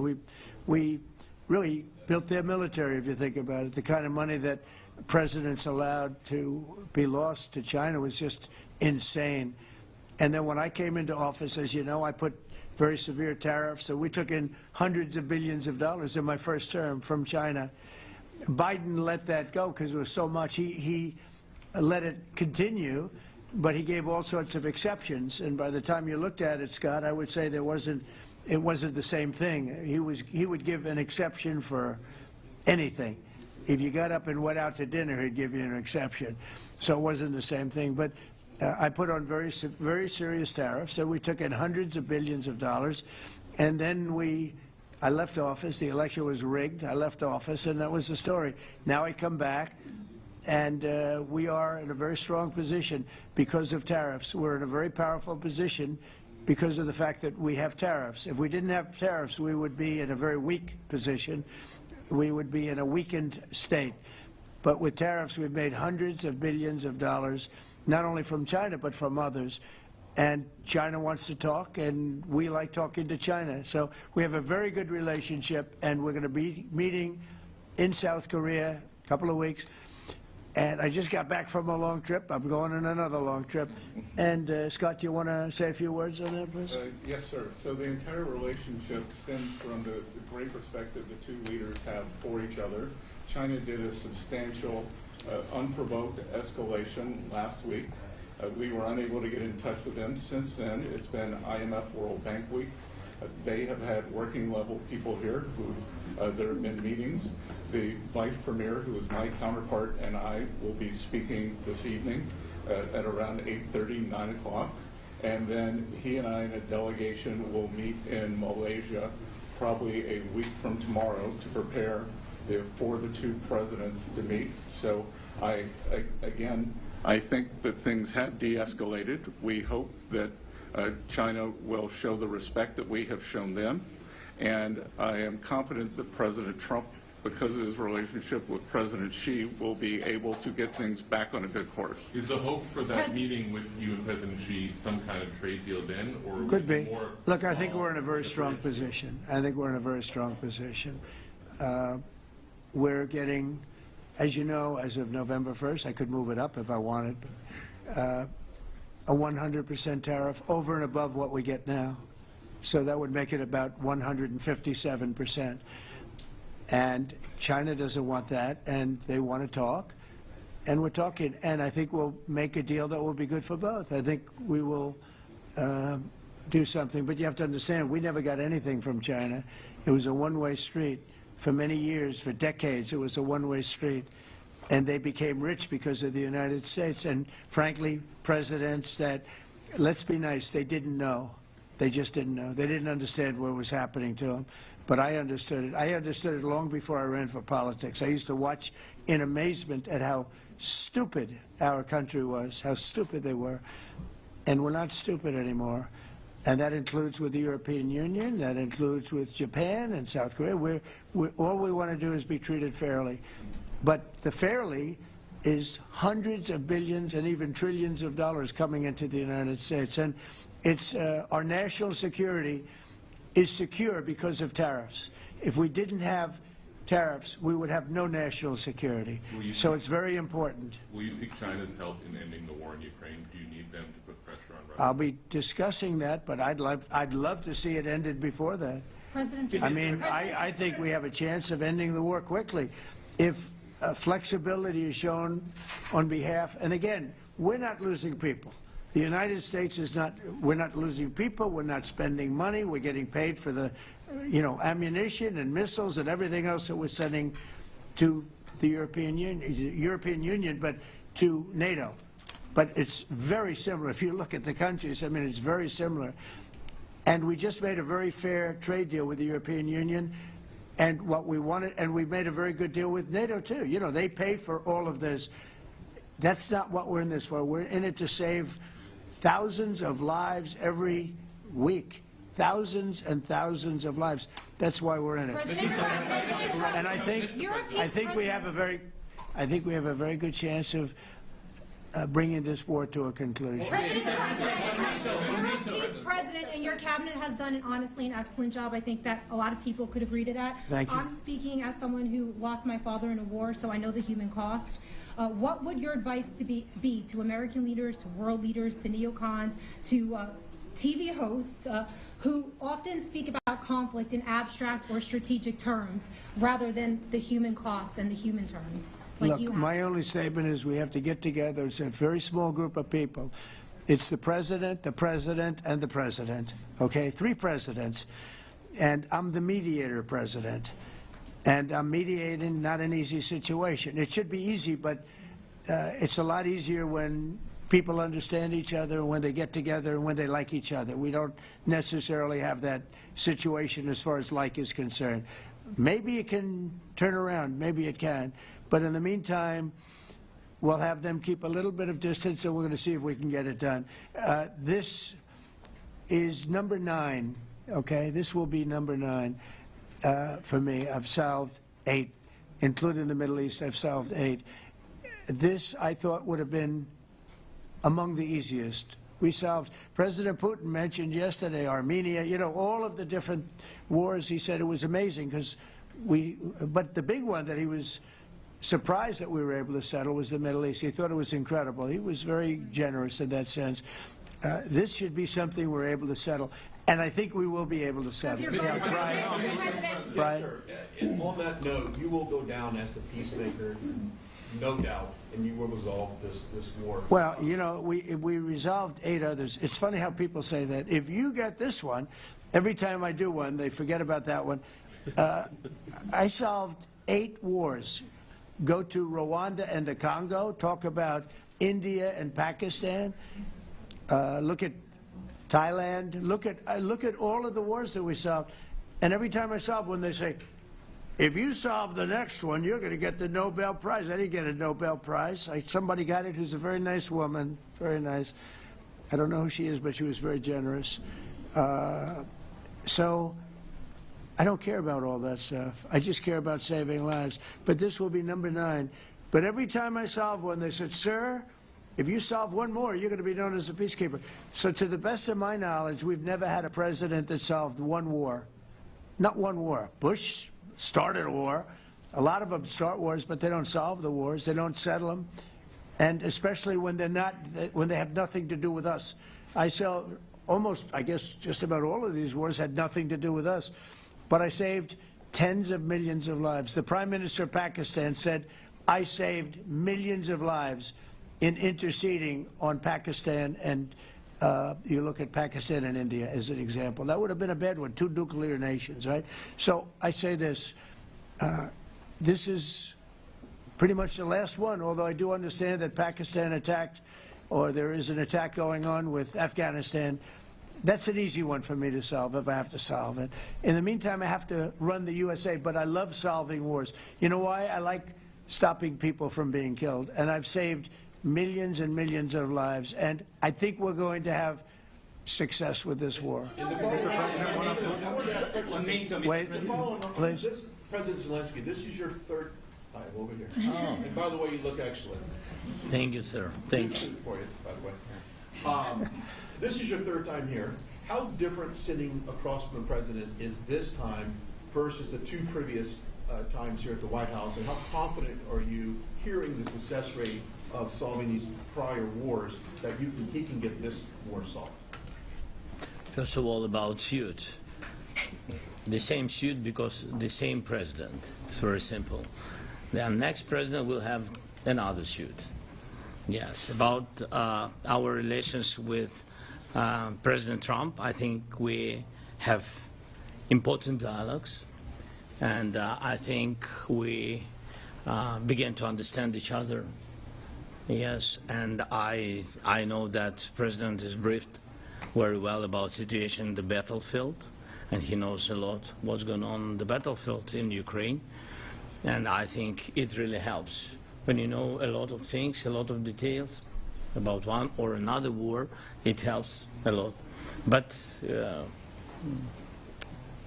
we are still in a war, and I hope we can manage. You are being clear that there are some countries that are not meeting their commitment. You pointed out Spain. They said that it's impossible. No, Spain has not come through. No, Spain has not been loyal to NATO. Spain has been, they're the only one. Everyone went up to, as you know, I mean, you were at 2% and they all went up to 5%, but Spain disagreed with that. I think Spain should be reprimanded for that. I think it's very bad that they did that, but that's up to them. That's up to NATO and Spain. They cannot be expelled from NATO. Can they or not? They cannot, according to the treaty, but they also claim that they are protected by the European Union umbrella for trade. Well, the other people, many of the other countries are in the European Union too. They're not complaining, right? President, tell you that Sort of interest. That's of interest. Mr. President. Yeah, please go ahead. Thank you, Mr. President. Do you think you can carry the momentum from the Middle East deal over to this deal? And if I do. So, how does that move the needle? Yeah, I do. I think we carry a lot of momentum, a lot of credibility. Getting Middle East done was very important. Nobody thought it could be done. That was one nobody thought could be done, and we got it done. And a lot of that was the big hit that we put on Iran with respect to the nuclear. They took that was an unbelievable military maneuver, the B-2s, and many other planes involved, by the way, but the B-2s. Yeah, I think nobody expected that to happen, and you know we had 59 countries involved, and these were countries very diverse. You had Arab, Muslim, Jewish. You had every country, Christian. You had every country, and many countries involved, and we got that done. And we got it done pretty swiftly after we set the table properly. We had to set the table properly. This should be one that we get done. And I think the table is set properly here now, too. And it'll be a great honor. It'll be a great honor to get it done. And the Ukrainian people are great, and the Russian people are great. And obviously they have much in common, as we understand. They have a lot in common. So it'll be a great honor to get it done. Yeah. On Venezuela, there are survivors from your latest boat strike. What happens to those survivors? Well, I'll ask Marco to discuss that possibly. Yeah, it's well known there's an ongoing narco-terrorist operation the United States has been conducting. As far as details of any recent strikes, we're not prepared here to announce all those details, but you'll get that information here very shortly. And how are there survivors when these are meant to be lethal attacks? Yeah, again, I mean, we're undertaking these operations against narco-terrorists. That's what these are. These are terrorists. Let's be clear. And but as far as the details of any recent operations, when we are prepared to announce those, we will, as the president has consistently done. So you may get something on that later today. Let me ask you, that was in a submarine, right? It was, we attacked a submarine, and that was a drug-carrying submarine built specifically for the transportation of massive amounts of drugs, just so you understand. This was not an innocent group of people. I don't know too many people that have submarines, and that was an attack on a drug-carrying, loaded-up submarine. Yeah. On Putin, is it your belief, as Mr. Zelensky said yesterday, that the threat of tomahawks and costs, as Secretary Hicks had put it, is that bringing him to the table, the fact that it's kind of a carrot and stick? I don't know what's bringing him to it. I think he wants to make a deal, that's all. I can't tell you what's bringing him. Sure, that's the threat of that is good, but the threat of that is always there. Tomahawks are very dangerous weapons. They're incredible weapons. If you like warfare, it's one of the most accurate. You know, we hit 30 Tomahawks in Iran after the twos did their damage. We sort of gave it a little capper with 30 Tomahawks from a submarine, quite far away actually, but they're an amazing weapon. They're a very powerful weapon, but they're a very dangerous weapon, and it could mean big, escalation. It could mean a lot of bad things can happen. Tomahawks are a big deal. But one thing I have to say, we want Tomahawks also. We don't want to be giving away things that we need to protect our country. We have a very strong country right now. We have a strong military. We have the greatest military in the world. We have the greatest weapons in the world. I want to get this war over. Okay? Putin-Trump tunnel to connect Russia and Alaska. Are you interested? I just heard about it. A tunnel from Russia to Alaska. I just heard about that one. That's an interesting one. We'll have to think about that.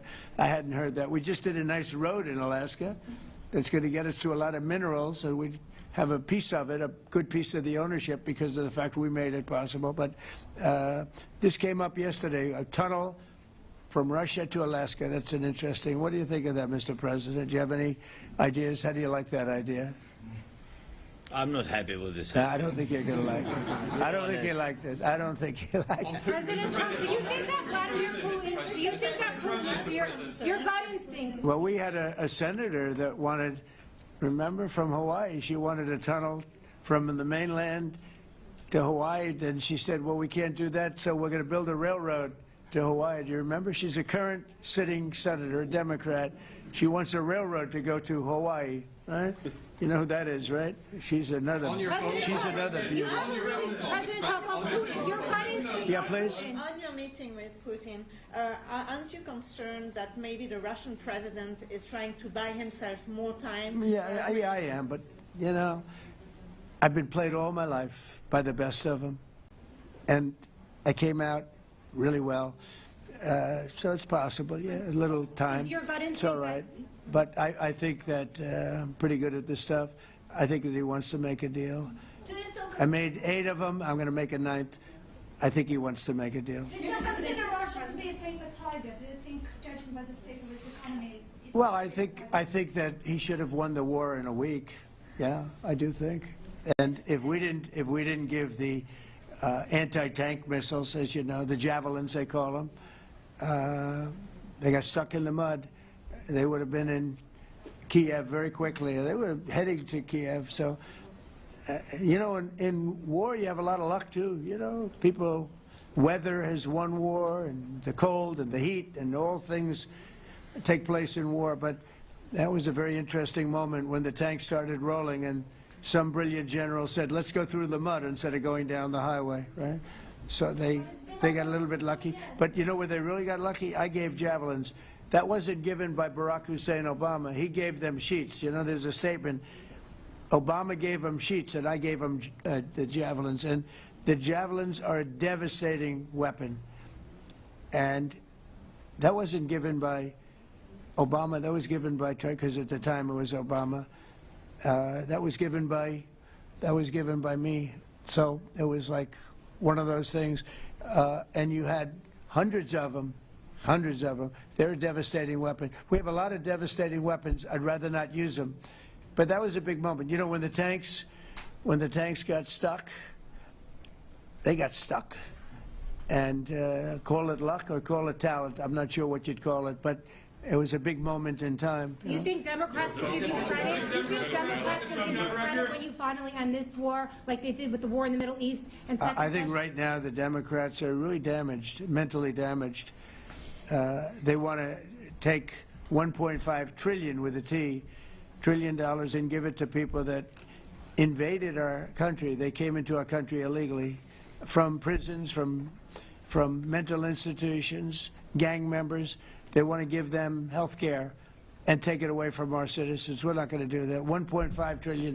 They want to destroy our health care system. We're not going to let that happen. Have you authorized CIA operations in Venezuela as part of? Well, I wouldn't say that, but some interesting things are happening around the world, I'll say that. It's been reported, Mr. President, it has been reported that Maduro offered everything in his country, all the natural resources. He even recorded a message to you in English recently, offering mediation.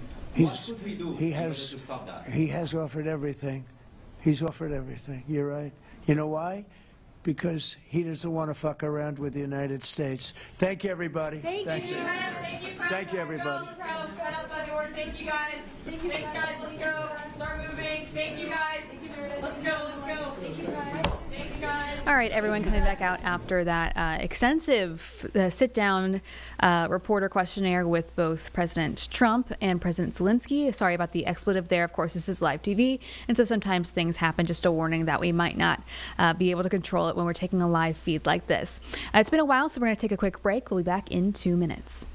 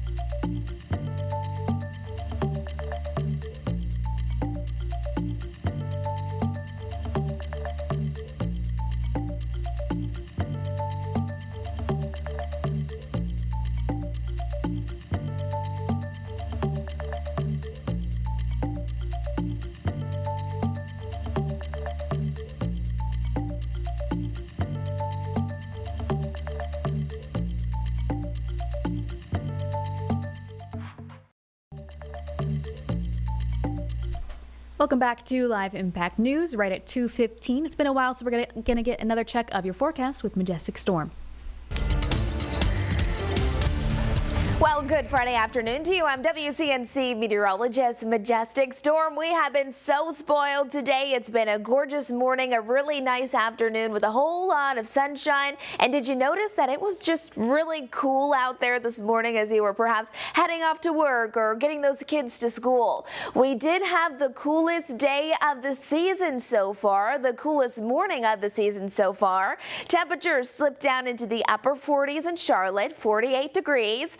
45 in Hickory. Look at the mountains though, 33 degrees, near freezing this morning. It was definitely crisp out there, but the trade-off is it was absolutely gorgeous, and now we're heading into our Friday afternoon and evening. Let's keep that sunshine coming, and really those temperatures are rebounding very nicely. Plan for mid-70s for your Friday high. Now as we're heading into Saturday, do you have any plans? Hopefully those plans will take you outside. It's going to be even warmer. All of a sudden those low 80-degree temperatures are heading back our direction. On Sunday, a cold front's going to pull through. It's going to increase our cloud coverage. It's going to also bring the opportunity for scattered rain showers as well, and then temperatures will drop back down into the 70s. For today, though, it's your Friday. Whether you're heading out to the golf course or maybe you're grabbing lunch or dinner out on the patio today, it's going to be very comfortable for most of us. We'll see a few more clouds overnight tonight, but those clouds, they'll kind of act like a blanket early tomorrow morning, so it won't be nearly as cool as what we saw early this morning. Highs in Concord about 75 degrees, 68 in Boone, 75 in Gastonia, much of the same out towards Lancaster and Rock Hill, 73 this afternoon in Chester. Again, overnight, we will not be waking up to 30s and 40s like we did today. However, you can expect low 50s right around Charlotte, and then instead of 30s in the mountains, tomorrow morning we'll be waking up to right around those mid 40s there in Boone. Tomorrow, sunny skies, warm temperatures, 80-degree temperatures. Might even be a pool day if you still got your pool going. Sunday and Monday, slightly cooler, but our average high this time of the year, it's actually 73 degrees. So today and tomorrow will be well above it, and then we'll be right around those seasonal temperatures as we're wrapping up our weekend and heading into early next week. Let's walk you through the futurecast though, because for us it's going to be quiet over the next 2 days. However, watch a strong cold front. It's going to bring some severe weather throughout the Mid-South. Those storms could even produce strong tornadoes, strong damaging winds, even large hail. Once that same cold front reaches the Carolinas, it loses its energy. It's really going to just break apart. I think we will still get some rain showers from it, but we won't get the severe weather like many states across the country are forecasted to get, especially on Saturday from Arkansas, Oklahoma, Missouri, even into Louisiana and Mississippi. We're looking at that possible threat of seeing some severe weather. For us, we could use a little bit more rain from it, but we do have the chance of seeing some rain as we're heading into our Sunday. So again, if you have plans,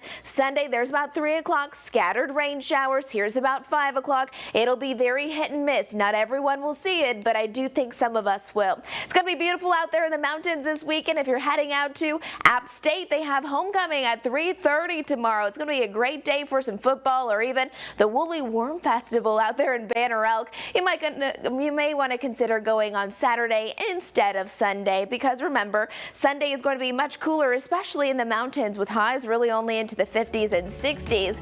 Lots of opportunity to get outside and enjoy that beautiful sunshine in that 7-day forecast. Hope you have a great weekend, and we'll see ya.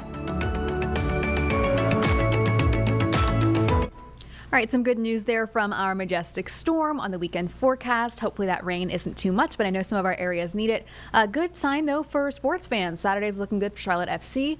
Panthers are away in Jersey this week. They'll be playing the Jets, and Nick and Miles, we talked to them earlier. They are breaking down what you need to expect. We're going to get back to that because Trump's press conference interrupted that earlier. So here's the rest of that clip. Welcome back here on Panthers on the Plus, aka the Ball Brothers preview. Without one half of the Ball Brothers, but it's all good. We got Miles Harris here in hold it studio, down, man. holding it down. Next man up. All right, so let's get to the defense. First person I want to get to. We got a whole core. I wish I had a gavel. Can you hear that, guys? That's like a stern one though, too, man. Like Mike Jack, front and center, because boy, he's been getting cooked the past couple of weeks. Man. George Pickens. If Dallas would have won that game, right? I would have been like, okay, cool. It made it worse that George Pickens was doing a lot. Eaton had a lazy boy out there, was still hurdling people, man. Like it was a lot, man. Because once he got off of one-on-one, I mean, he's at 40, 50 yards or something. It's crazy. So is it all on Mike Jack, or am I missing something? I'm watching the game from the couch. You're there at the game. Yeah. Is it a Mike Jack problem, or is it a just full-on secondary problem? Man, I don't even know if I want to say it's a full-on secondary problem, because you also got to look at it like this, though, too. Where's the pass rush been at? Oh, yeah, non-existent. So you're not really getting a whole lot of pass rush, so that the secondary, whether there's questions or not, kind of left on an island a little bit. And so you're kind of making them a little bit more vulnerable to have a guy like George Pickens go for over 150 yards. And so, which he's been doing, not to that extent, but I mean, he had a game against Green Bay not too long ago. Let's not forget about that. And let's not forget, George Pickens is a number one receiver, and he had to go to Dallas where they already had a number one receiver. Yeah. So this is not like something that's new to him. Right. Yeah. And so but as far as the secondary in particular, there is, I feel like, a little bit of loss in communication. I think pieces are figuring it out, and it's crazy because, like, if you look at even like the way that game had started, and you look at the last couple of series, J.C. Horn, for example, saying, all right, give me Pickens, I'm locking this guy down. Well, did Canales talk about, because this is going to be a problem for, I mean, I look ahead to a team like Tampa Bay, and I don't even have their schedule up, but I look at Tampa Bay. They played Tampa Bay twice. Also Drake London, they played Drake London again. Did Canales talk about why JC is not traveling with? So from some of the information that I've been gathering from coaches, whether it's the defense or whether it's Canales, the way that they have this scheme and the way that they play most of their defense, they run a lot more zone. Okay. So with that being the case, if you run a zone, you can't really track the one receiver if you're in a zone. I don't like that. Depends, man. I'm coming from a fan perspective. And it's also like, it's kind of curious because, I mean, it's been happening all season. Granted, like, you just went up against Dak Prescott, who's going to do this against any team. Right. And so now I'm like, all right, well, now you're going to be ready to go up against Justin Fields, who had 40 yards passing last week. Like, and so, and this is where I'm like, all right, if we see the same or similar happen. Ohio State's Justin. Stop it. He played at Georgia too. Played at Georgia too. No, I like Justin, man. I wish you nothing but the best. But like, if we see the similar situation happen against the Jets, all right, now we're really you're going to have to get a bigger gavel, and you're going to have to be like, and without Garrett Wilson, that's really a problem. Exactly. So that's the big question that I would have if you're doing this against any team. I give a little bit more sympathy because you went up against Dak Prescott, who again has been doing this all season. Yeah. But they do have to figure it out, because there are some times where like there's just a miscommunication. Dudes are wide open. Yeah. And it's like this shouldn't happen. You don't want to happen. Yeah. They just look lost at times, and I know a lot of I hop on. One of my favorite things to do during the halftime of Panthers games is go on to the quick blitz spaces with Sheena and also that side. They're crushing it, by the way. Oh man, shout out to them. I love them. They do a great job covering the team, and I hop on spaces with the Panthers fans, and they just go in on the guy like next guy. We were sitting there on the game on Sunday at halftime watching them. No, like, and I'm like, I'm tapped in as well, so I'm loving every bit of it, because we're in the press box and we're sitting there, and I'm like, and Danielle's like, watch what's about to happen, and they go in, but they get, I mean, they get 200 people like that to go in there and listen to them too, so they get a lot. Yeah, they get the 200. I'm not. Hey, I'm just listen, listening. I'm just listening. I'm just there for research purposes. I'm just there for research purposes. Let's talk about. So you mentioned this earlier. The pass rush has been non-existent. Right. Jets offense hasn't really generated any offense. But we don't want to make this like a Jets comeback game, like get their first win of the season because we don't have a pass rush. Right. No. What are you seeing out there? Why are we not generating a pass rush? It's wild because they're playing with some energy too, and they're slowing it down in pieces, but like they're not getting to the quarterback. So like we talked about it, the secondary. If you look at those plays, like the big plays or the touchdowns, look where Dak is. He's running around. He's having some time in the pocket or outside of the pocket, moving around to be able to find these receivers. And they just took a big blow because Pat Jones, who's been back surgery, and he's done. Yeah. So now you got to find some other guys, and like hopefully they will. Turk Wharton has been back at practice, so hopefully you get him back. Bobby Brown's another guy too, and so you talk about the health of this team. They are getting a little bit healthier, but you still, I think And with the trade market looming, you're wondering if they make a move to try to get some type of help in the pass rush. Yeah, it's to kind of put some stats up with that energy as well, right? You need that because one, you don't want to leave your secondary who has question marks on islands, right? But you got to get to the pass. You got to get to the quarterback though too, man. It's one thing. It's like not a great pass rush, but against the run, it's like. They're plugging up the holes. Yeah, they're plugging up the holes. You're seeing Derrick Brown up close. What is? I haven't been to a Panthers game. Well, I have been since Derrick Brown has been on the team. But again, you have a different vantage point to see him. That is a grown man out there on D-line. What is that like seeing Derrick Brown out there? I mean, he essentially is like leading that defensive line. It's wild because like you look in the middle. There's no space. Like there's absolutely no space. And he is picking up dudes and throwing them. And he's literally like he is, Carly. No, he's little boy. No, it's crazy because like his side alone, like you see no gap. So you're wondering like how does Dallas only have 31 yards rushing? Yeah. There was nowhere to run. Like there's no holes. And so these are good running backs. So Javonte Williams is no slouch. Breece Hall, I like Breece Hall. No so that's going to be a big question mark as well. But like the edges really aren't getting through on those one-on-ones necessarily as much. So they're not able to kind of put that pressure on quarterbacks and really kind of have them kind of rush for time when it comes to throwing the ball. So that's why I'm like wondering, hey, do they make a move in the trade deadline to try to add some edge rushing? Who would that be? I don't know. I haven't really. Who do you have on your radar? Do you have anybody on your radar? I mean, there's a guy in Cincinnati. You really think? So this is hypothetically. I'm not saying what I'm hearing or anything that. No. But it is a good scenario, right? Panthers, if they beat the Jets, they would be 4-3. They're right there. Why wouldn't they take a swing? Why wouldn't they take a swing on trying to do that? Because I mean, this. Don't get me excited, Miles. I'm not. Listen, dude, you wearing orange too? Don't call me out. Listen, I'm not a messenger in this case. But if I were to be honest, there is a guy in Cincinnati that I'd be like curious about making maybe some calls and be like, hey, where are we at with this? Because he's not happy there. He kind of settled for, he was out for a minute. Okay, all right, okay. Yeah.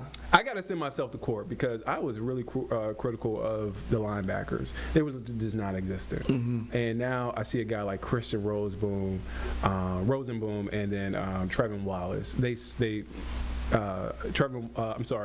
Christian Rosenboom has the green dot now, so they switched basically. And the coach has been talking about it. They'll let everybody kind of mess around with the green dot just to kind of. Yeah. Well, shout out to them. They have stepped up a lot. Yeah.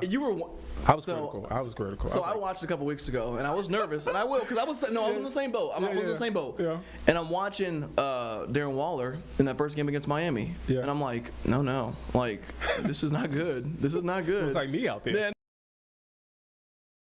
This is not good. Like, I need to put a helmet on right now. Hold on. But they figured it out. And it's and the one thing that I know that Canales talks about, and I know I sound like so weird on saying this, but like he just talks about, man, the communication with these guys. Yeah. They're chatting so much. And so to be able to make that change, and you wondered, all right, they're going to be ready to go up against Dallas. Yeah. Phenomenal tight end over there, too, with Ferguson.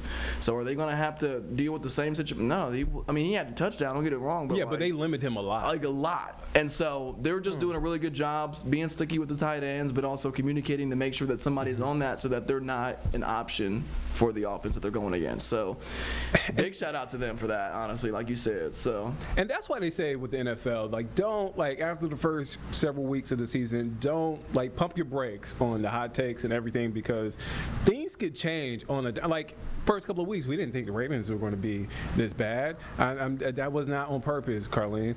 We didn't think the Bills would lose 2 in a row. We didn't think personal now. It doesn't feel personal. It's not. I'm like, where are you going with this? Hold on now. Don't you sit there and go. Okay, let me bring it back to us. We did not think. There's a lot of teams that we have even the Chiefs, right? We didn't think Carolina's going to be 3-3. Nope. We did not. No. And so it's I think, and I don't want to sit there and say that players were in shock, but again, you see now that they are 3-3. Yeah. You're seeing what 3-3 looks like in this locker room. Yeah. You're hearing these players talk about it. J.C. Horn was just out there and was like, all right, buckle up. Sit down and watch the show. Let me redeem myself. He's a South Carolina Gamecock. J.C. Horn. Let's take a quick break. On the other side of the break, we're going to get to some quick hitters. You're watching Panthers on the Plus here on WCNC Plus. We're going to take a quick break as well. We'll be back in 2 minutes.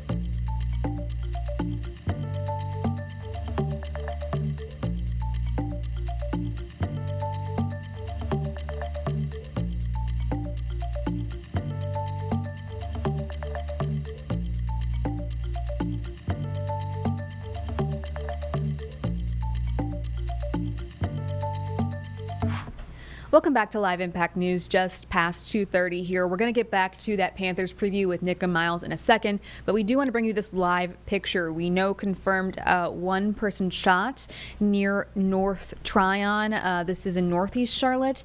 We know life-threatening injuries. Now, this is just happening right now. You can see it's near that car wash on Northeast or North Tryon. This is past, if you go past Noda and Sugar Creek, almost the Hidden Valley area. So you can still see this is very active as a scene. Looks like traffic is still moving as usual, and they're clearing up that caution tape now. So not sure if that investigation is wrapping up, but as you can see, still quite a bit of police presence there. We've seen at least 5 or 6 police cars. This is a pretty active scene, especially for something happening in the middle of the day. But as you can see, lots of parked cars otherwise. So this is a pretty heavily trafficked area during the day. As we know, it's nearing the end of day on Friday, and so a busy road in general. But this is near a lot of, you can see laundry, you can see a food market. I see some sort of ATM. This is near a lot of commercial shopping areas. I brought up a map just to kind of give people some context. So yeah. It's right past like Sugar Creek Road, which is, a biggie in that area. So North Tryon itself is a biggie, but just to give people like exactly where along North Tryon this is kind of a map showing. And you can see that red on the map showing like backups and things and sort of, Not surprising. I don't see any, what looks like maybe one lane is blocked by police cars, but not formally traffic shut down or anything like that. This is if you were to keep driving, from uptown north on North Tryon, go past Noda, a little bit past Sugar Creek, and that's where you end up. So definitely a busy area.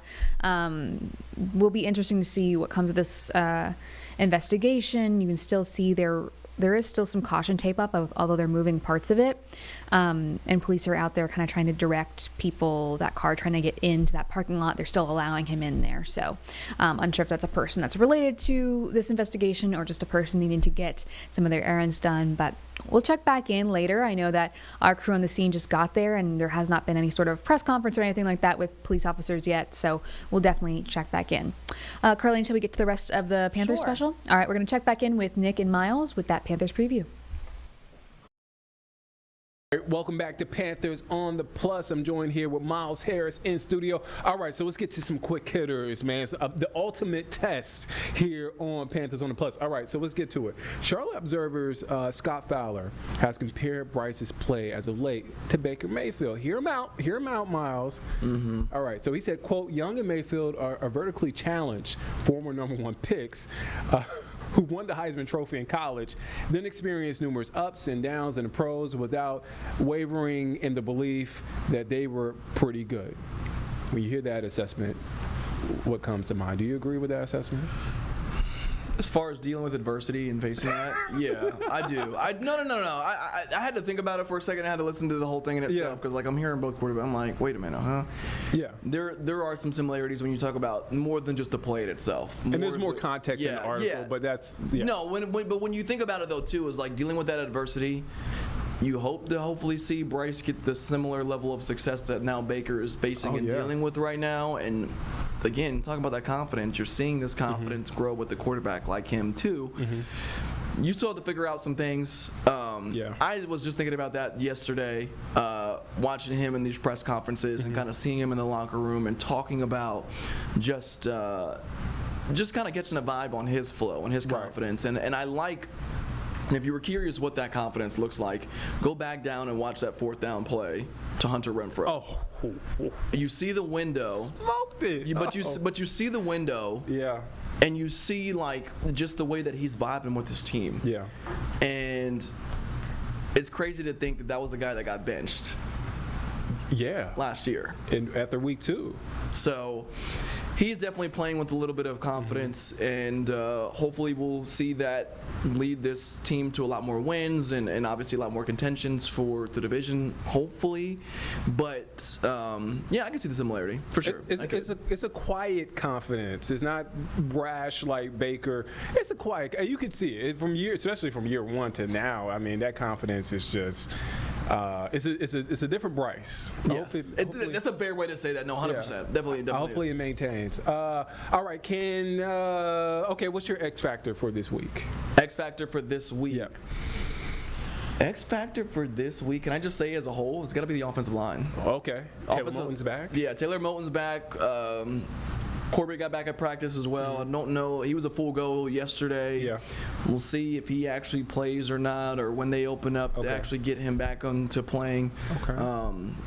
But yeah, I'm looking to see what this O-line looks like now with Moton back in, though, too, because they were able to do it with a bunch of guys that were second, third string guys and a lot of shuffling, right? And so, shout out to the depth of that offensive line, because it's like, what is happening right now? And so a lot of success on the run does go to how well they have been, and like literally like you're watching the plays and looking how wide open these holes are. Right. And so I think the biggest X factor is if they can control that line of scrimmage, especially offensively, they can get control of this game, not have to worry about the Jets doing anything. That was the big thing for them against Dallas. Yeah. You look at it, they got the ball with 6 minutes left in that game, 5 minutes left in that game, and they were like, hey, if we can control the line of scrimmage here, if we can control the ball, we don't have to worry about Dallas getting the ball back in their hands. And that's exactly what they did. They got to go out and do it again this Sunday. All right. Hopefully we can do that. All right. One more quick hitter.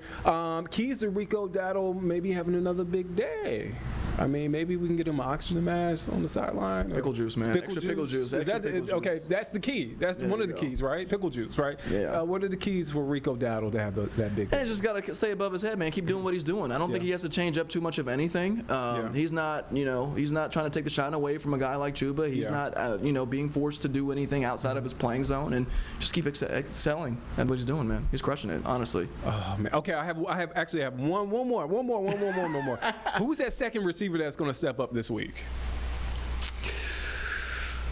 You're going, you know who I'm going to say? Who are you going to say? I'm going to say Hunter Renfrow. Really? I like Hunter, man. I'm just. This is just like a shot in the dark. This is a shot in the dark, and here's why. If Coker plays again, what's that look like in that package? Yeah. I would like to see XL get something going on right now, though, too, but I think the confidence from that 4th down catch could really do something for Renfro. Yeah. Okay. All right. Carolina guy, Clemson guy, Shakopee High School's finest from Conway, South Carolina. That's Hunter Renfro. All right. That's it here on WCNC Plus. The Panthers, I was about to say the Carolina on the Plus. The Panthers on the Plus, a.k.a. the Ball Brothers preview featuring Miles Harris. Also, I want to shout out Carlene Bragg, super producer Carlene Bragg. Laughing at me the whole time as she normally does. Giggling. At me. I was like, I'll be honest, I don't know if she knew what she signed up for. She's like, you got 2 guys in here talking sports. She knows. I'm here every week with Eugene. I just hear giggling. So if y'all hear giggling in the background, don't worry. It's just me. It's just Carlene giggling. All right. Thank you for watching us each week, each Thursday at 9 p.m. We're right here on WCNC Plus. All right, that was Nick and Miles with their Panthers preview. Lots of exciting things happening this week. We're going to take one more quick break for now, and then we're going to get to some weather things coming up after this in 2 minutes.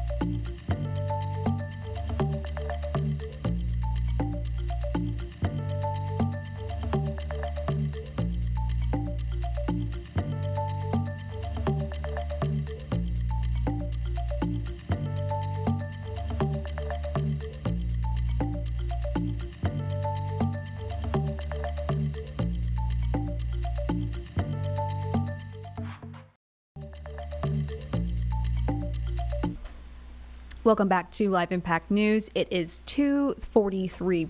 We want to hit that breaking news one more time, though, so you can just see the scene here. This is on North Tryon. This is a little bit past, if you go north past Noda, past Sugar Creek. It's right around that Hidden Valley area. We know one person has been shot with life-threatening injuries. We at one point saw, about 20 minutes ago now, police moving around this caution tape. We thought they were cleaning it up. Looks like they were just closing off a different area. And so the scene is still quite active. We've seen at least 5-6 police cars. I'm not sure what that van is, but some other official vehicles to some degree. Multiple police officers milling about, adjusting this caution tape where they're going to be investigating and helping direct traffic. Traffic looks to be okay. I know at one point there was a bit of a backup on this lane. I believe it was going southbound.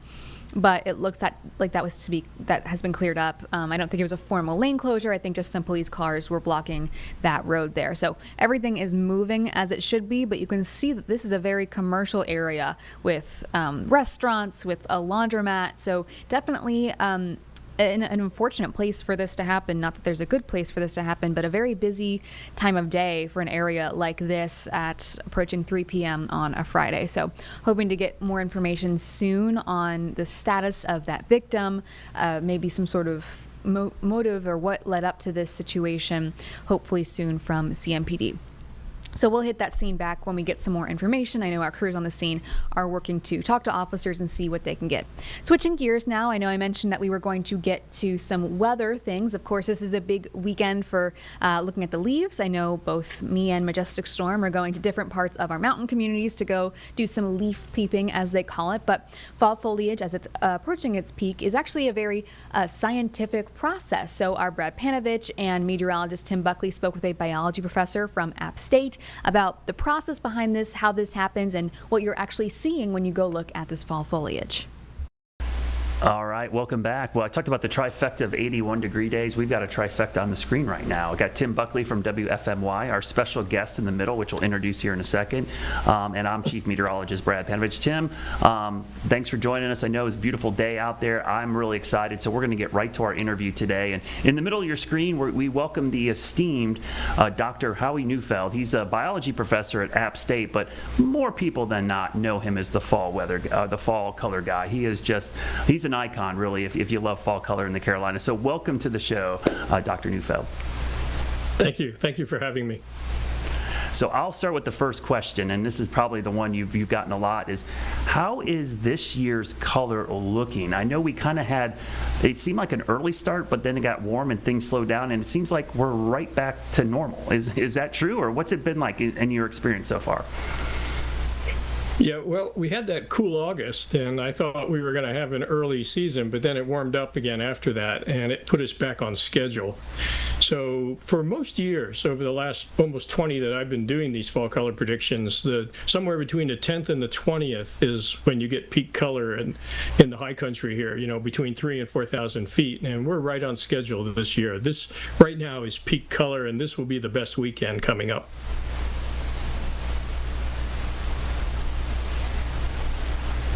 Greensboro. I took a drive up there on Monday and read along all the popular spots. I know you keep posting these pictures every day. To me, it looks like the color is about as vibrant as you would want it to be. Maybe not the best. I know you've said in some of your posts there have been some years that have been a little bit better, but certainly plenty that have been a little bit worse. If you had to give anybody advice that was traveling from the Triad or the Charlotte area coming up Saturday or Sunday, where would you advise them to go? Well, right now we're seeing great color anywhere in the Boone to Grandfather Mountain, Linville Falls region. So and that's a very popular part of the Parkway too, especially the Lynn Cove Viaduct. And yeah, you were talking about the quality of the color. I've been rating it a 6 or a 7 this year. As a comparison, 2022 was probably one of our best years in decades, and so that would be a 10. It's still good. 6 and 7 means we still have really good color. It's just the reds aren't quite as vibrant this year maybe as in past. And we are seeing a few trees dropping leaves a little early. As Brad has said, we've hit this long drought. This is about the longest I can remember that has occurred right during the fall color season. But you can go most places on the Parkway if you're at an elevation, as Brad mentioned, between 3,000 and 4,000 feet, and then check the overlooks. So you can go all the way down to Cashiers and Highlands. But now the good news is, too, that the Parkway has opened from Boone all the way to the Virginia border. And so if you want to go up that way, you can also go to Downton Park and Jeffress Park, and you can get some great fall color up there. Yeah, it just seems like the color's been amazing on the Parkway this week. A question I have here, and this is kind of the science part of this, and this is what you dive into a lot in your field of study. What are the main factors that really drive the vibrancy of the fall color here in North Carolina? I always tell people it's two things.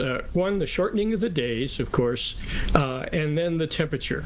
And the best color comes out when you have a period of time, about a month before peak color, say starting in mid-September going into October, when you have a preponderance of cool sunny days and cool nights.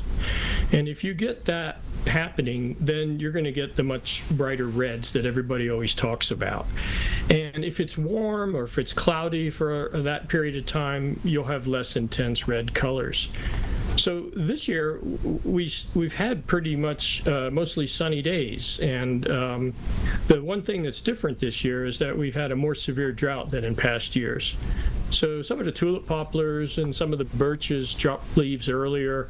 And I'm seeing some of the red and sugar maples dropping early now too, but there's still great color. It's kind of patchy, so you need to drive along the parkway, and when you get to an overlook, check it out, and some will be good and some will be less colorful, but you can still have a good experience up here. One of the things that you've mentioned in the past that I've found really interesting is just noting that North Carolina as a whole tends to have one of the longest fall color seasons of anywhere in the country, or maybe the world, like you said. Can you elaborate on that a little bit? Sure.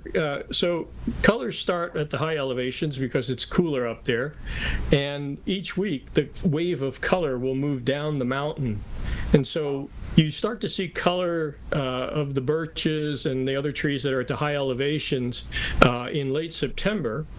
And then each week that color wave moves down till you get to the parkway, 3,000 or 4,000 feet, and then in the latter part of October it moves into the foothills, and then once you get into November it moves into places that are below 2,000 feet in the Piedmont, and you can just keep following it right all the way across North Carolina till you get to the coast where you may have color happening around Thanksgiving. So if you think about it, that's about 9 weeks of fall color if you track it all the way from the western part of the state to the eastern part, compared to, say, New England, which might be 2 or 3 weeks at the most. So we have a great opportunity of seeing color. So if you miss it in one area, you can just go to somewhere else and you'll still see color. Yeah, it sounds like I have a good retirement plan. I'm just going to rent an RV and move from the mountains to the coast throughout that 9-week period. You bring that up. Like, how far south do you see fall color in the United States? Because I think people often wonder how far south to where you get to where there's no more deciduous trees where you're going to have fall color. Is there a cutoff, and has that line been moving north over time? Well, yeah, you would think it would be moving north if we had a lot of warming. Call me on this if I'm wrong, Brad, because you know the weather better than I do, but this area, the southeast, is known as a warming hole. We've had very little warming compared to other parts of the country. So we haven't seen a lot of change in the timing of the color so far. Occasionally we get a year where it's delayed, like 2019, it was delayed 2 weeks, whereas in 2022 it was actually a little ahead of schedule. But in terms of going far south, I'd say once you get through below, well, you can have color all the way into the Piedmonts, just that you have a different quality of color because you have different species of tree. It's more oak hickory, and you get a lot more of the pines, which of course are evergreen. So I would say once you get below the foothills, that's kind of where I would drop off the quality of the color compared to what you have in the mountains. But most of the states east of the Mississippi have good fall color somewhere in the state. So it's a huge tourist attraction in this part of the country, and in the Asheville area and in western North Carolina in general, it's the busiest tourist season for the state. So it's very important, and economically it brings, not millions but billions of dollars to the economy of states that have good fall color. And so good to see it this season rebounding this year after all the devastation of last year with Hurricane Helene. Have you noticed any impact? I noticed a lot of scars on some mountains just driving around on Monday. What have you noticed in the bounce back this fall from Helene with the fall colors? Well, the good news is if the trees withstood the hurricane and are standing, they're going to be just fine this year. But of course, the hurricane took down a lot of trees. It affected trees on over 822,000 acres of land, which is 60% bigger than Great Smoky Mountains National Park. And if we think that maybe the larger trees, 12 inches or more in diameter, were the ones that were providing fall color on those patches of land, we're talking maybe up to 17 million trees were downed by the hurricane. So in those patches, I'd expect there not to be as much color because the trees are either dead or they've been knocked over. But they will recover. The Appalachians can recover fairly quickly compared to forests in other part of the country because we have a long growing season. But it will take decades for those to come back. So I think what you'll see different this year, if you go to the overlooks, where the trees are standing, you should have great color. But if you're looking at, say, at southeastern facing slopes, which were the ones most affected by the hurricane, you may see interspersed in those colors patches of downed trees here and there. And we'll just have to get used to that until they go through the successional change and grow back up. And then it should recover very nicely. Yeah, that's a good point. I remember Grandfather Mountain for the Helene anniversary, and that was one of the big talking points, is now we'll have some of these younger forests now developing because of these scars, which could create new species that we're not used to seeing because they have a chance to grow now. Last question before we run out of time, Dr. Neufeld. What do you think is the biggest myth people have about the fall color here in North Carolina? Well, I think the biggest one is that it's not as good as New England. And I would disagree. I would say, that we have great fall color, but I think it's a different type of fall color. I kind of equate it to the art world. All right, we are cutting in here. You've been listening to a professor from App State describe the scientific process behind the leaves changing color. Of course, this weekend in particular is a really, really good weekend if you're looking to go to Asheville, Blowing Rock, any of our mountain communities to go see some of those fall colors. This is really peak time for that. And so he was just explaining that process to our meteorologists both here and in Greensboro. Some other things we want to get to, though, because we have a live guest in studio. Rotrina is here. She's with Common Cause NC. Now, you are one of the organizers with Common Cause. It's multiple organizations behind the No Kings protest that's going to be in Uptown Charlotte tomorrow. So I want to get to, first of all, No Kings, the concept of it. This is something that happens all over the country. This is the second time of No Kings 2. Yes. What does No Kings mean to you? What do people need to know about it? That there, as what it says, there is no kings. There is no authoritarianism in our nation. This should be about the people. It shouldn't be about a power grab.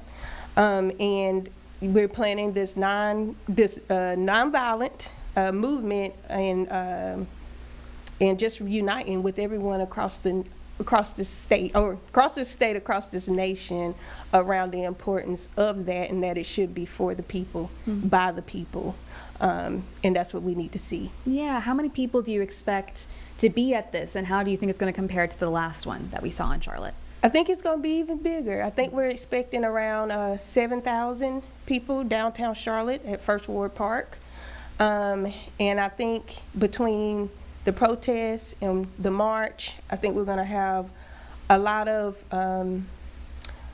support here, a lot of people with the same vision and knowing that there's support in knowing that it is about the people. It is about caring about your communities. It is about fairness, equality. It is about making sure people know that they're going to be able to eat next week. It is making sure people know that they're safe in their communities, and that we're all standing together in the beliefs of that. I know you mentioned cost of food right now, and just with everything in terms of cuts to organizations, things like that. This is a really tumultuous time for a lot of people. Is that one of the reasons, or are there other reasons you think that this might be a bigger protest than last time? Yes, I mean, I think that's one of the reasons. We know we're right in the middle of course, the government shutdown as well. Many of benefits for communities who depend on them may be cut if they're not already cut. And so I think that's another thing that's going to make this even bigger than what it was in June. I think the movement keeps growing. I mean, I think it's a reason for that, because we're seeing what's happening with our communities due to things such as the authoritarianism that's taking place,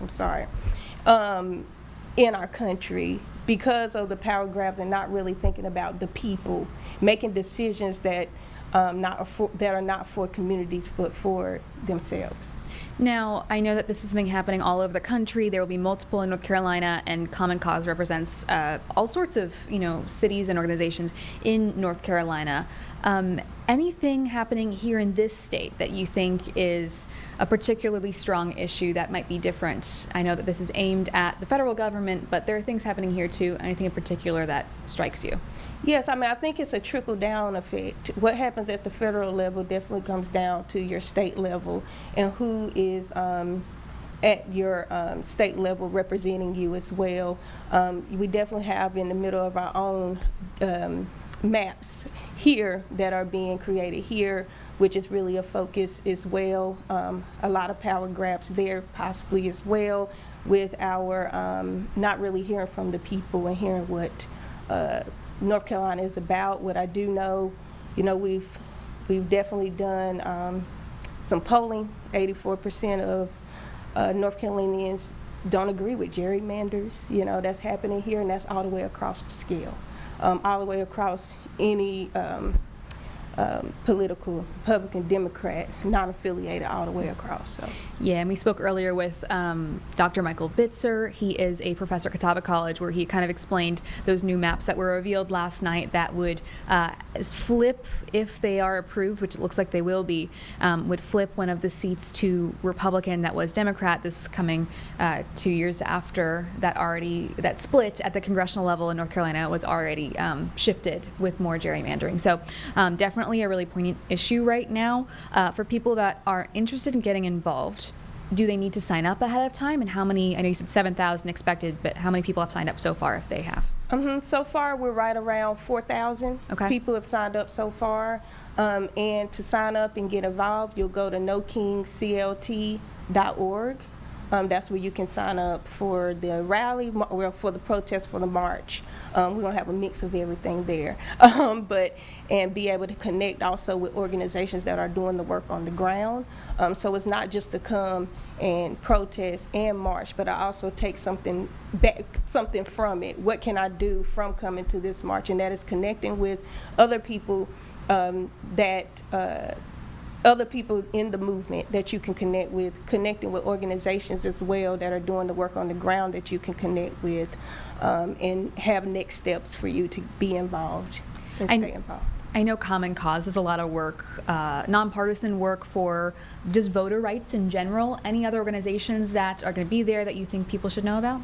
Yes. We're going to have Democracy North Carolina. They do a lot of great work around voting rights as well. We're going to have Carolina Migrant Network, do a lot of work in the immigrant community. The Poor People's Campaign definitely do work around our working folks, everyday working folks as well. The Human Rights Campaign, and Indivisible Charlotte, and I'm trying to think of everyone that we plan to have there. So it's going to be really great groups. It's 8 of us all together that's partnering for this, because it's just very important. Of course. And like logistically speaking, for people that either are going to come or people that live in Uptown or will be in Uptown, what time does it start? Where are you guys going to go? You mentioned both a rally and a march. What does that look like logistically? Well, it'll start right at 10 o'clock. We know parking, so you might want to get there a little early for parking. We'll mainly be in the park. A march will take place within about 30 minutes. You don't know, that's why you ask. About 30 minutes in. And then we plan to also end in the park, where you'll be able to continue to connect with partners. Partners will have tables up, so you can definitely get information, resources, and connect throughout the whole protest, the whole event. And it starts at 10 a.m. Do you have any timeline of how long you expect it to last? 12 p.m. 12 p.m. Okay. All right. Anything else that people need to know about this event in general, the work that you guys are doing? What would you want people to take away from this? Yes. Well, what I want people to take away from this is that you're not by yourself. I think a lot of times in this space, you feel like what is going on, but understand that other people are paying attention, understand that other people want to hold their elected officials accountable for what they should be doing for their communities, and understanding that it is organizations and it is people in community are ready to fight with you, work with you, to continue to fight for those rights. All right, Ratrina, thank you so much for doing this. Again, we're going to have all that information on our website as well. Thank you so much for joining us. Thank you. Thank you. And we are going to have as well a special here in the stream from 10 a.m. to noon tomorrow. We will be live streaming, having multiple crews out there talking to people at this No Kings protest. As Ratrina mentioned, we're expecting thousands of people. We expect it to be bigger than the last one if these signups all go through, and assuming more people will sign up or just show up. So definitely something to pay attention to. Join us tomorrow at 10 a.m. Nick Sturdivant will be here. We're going to take a 2-minute break, and we'll be right back.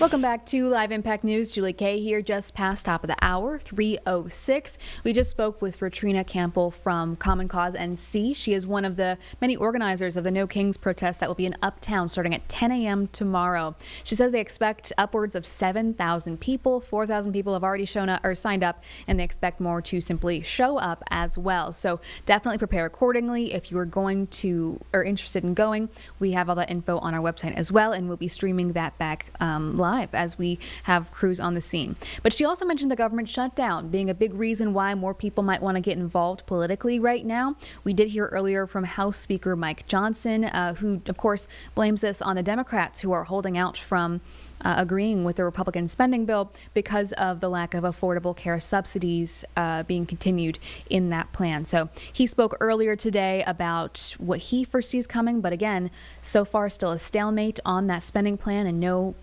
foreseen solution out of that government shutdown yet.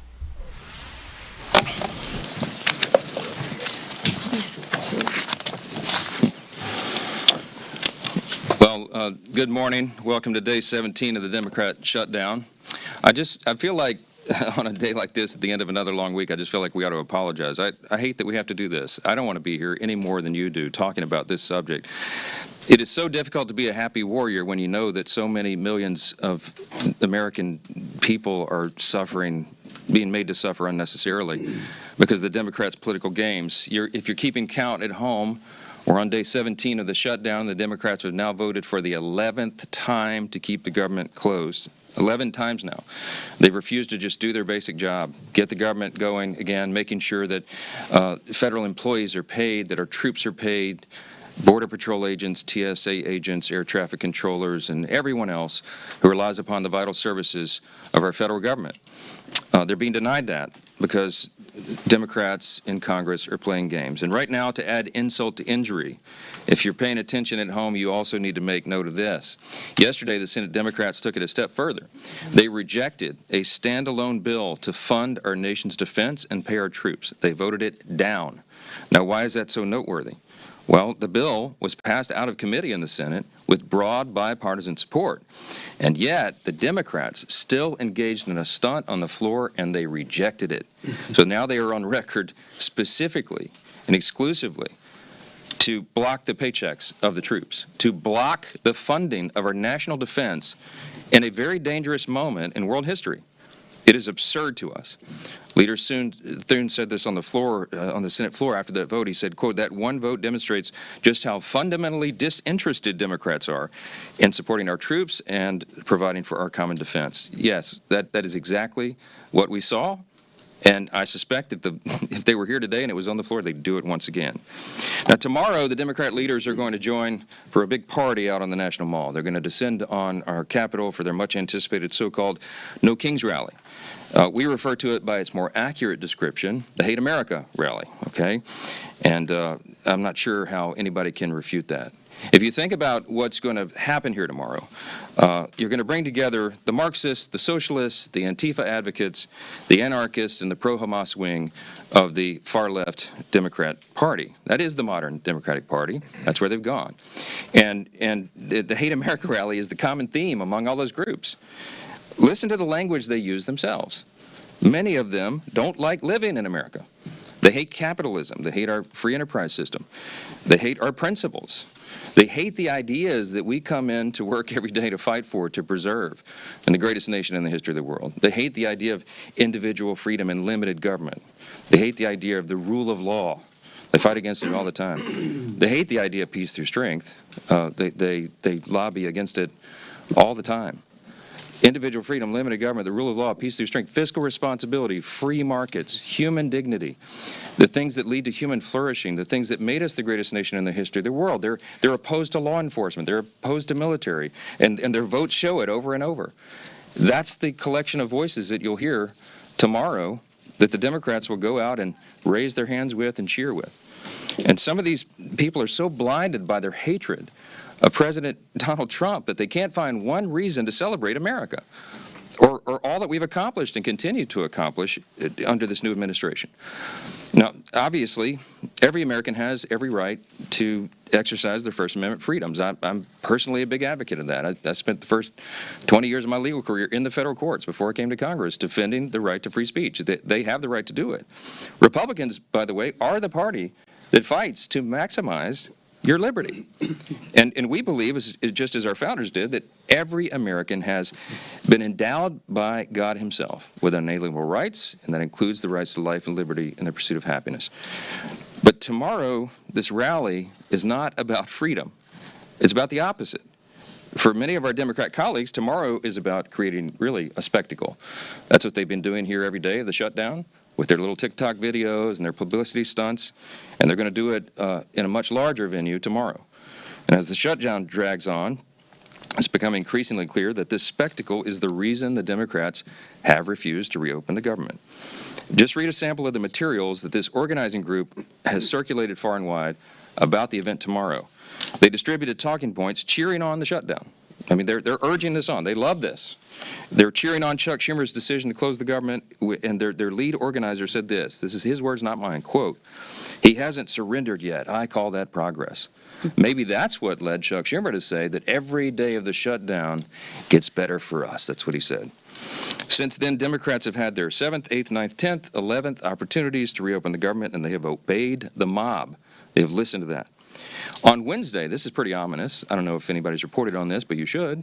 The lead organizer of tomorrow's event issued an open threat to Democrats in Washington, and this is what he said, quote, "The cavalry is coming in on October 18th, and they're either going to be celebrating you or they're going to be calling for new leadership in the Democrat Party." Now, I know who heard that. Chuck Schumer heard it. Hakeem Jeffries heard it. And their actions and their votes show that they are taking that as an order. Evidently, they've decided it's more important to show a fight to President Trump and appease this mob than to reopen the government and ensure the American people are taken care of. It's a binary choice right now. And to the surprise of literally no one, Chuck Schumer confirmed yesterday that he'll attend tomorrow's rally. Of course he will. He gave an impassioned speech on the Senate floor. He urged his colleagues to stand with him and fight against President Trump. The fight is absurd. Senator, you've been in office for 44 years. You've been in Congress longer than that, but you've been in Congress for 44 years, and everybody clearly understands what's going on. You're holding the entire country hostage to protect your own political career. I mean, no one can deny that. And what you're doing is absurd. You're demanding $1.5 trillion new spending instead of the clean, totally nonpartisan CR that you yourself voted for just 7 months ago. The whole charade is obvious.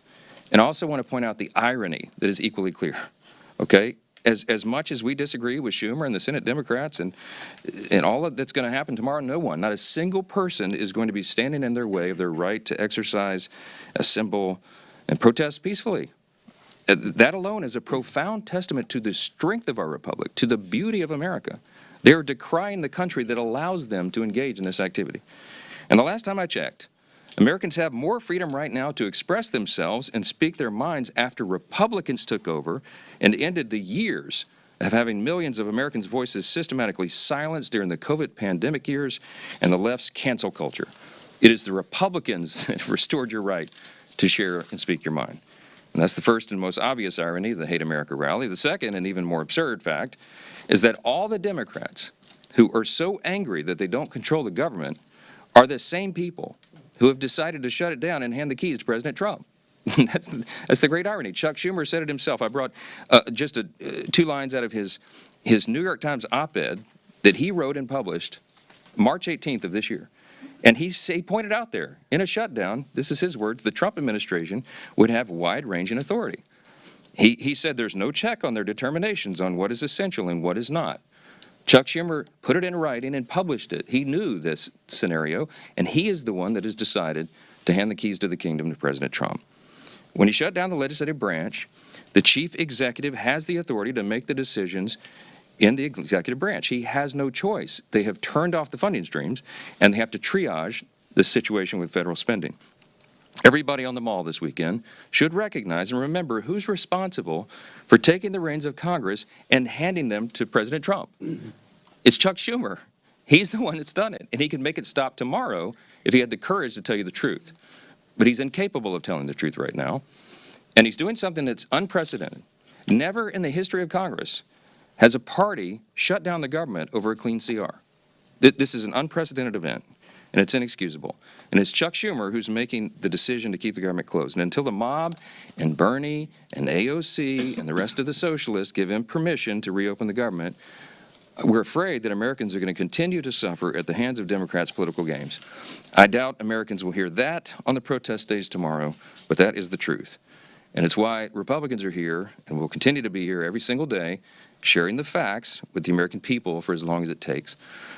In just a moment, you're going to get to hear from our dear friend and colleague, the chairman of our Armed Services Committee, Chairman Mike Rogers of Alabama. As I mentioned at the top of the remarks, Democrats have voted 11 times now to block the paychecks for our troops.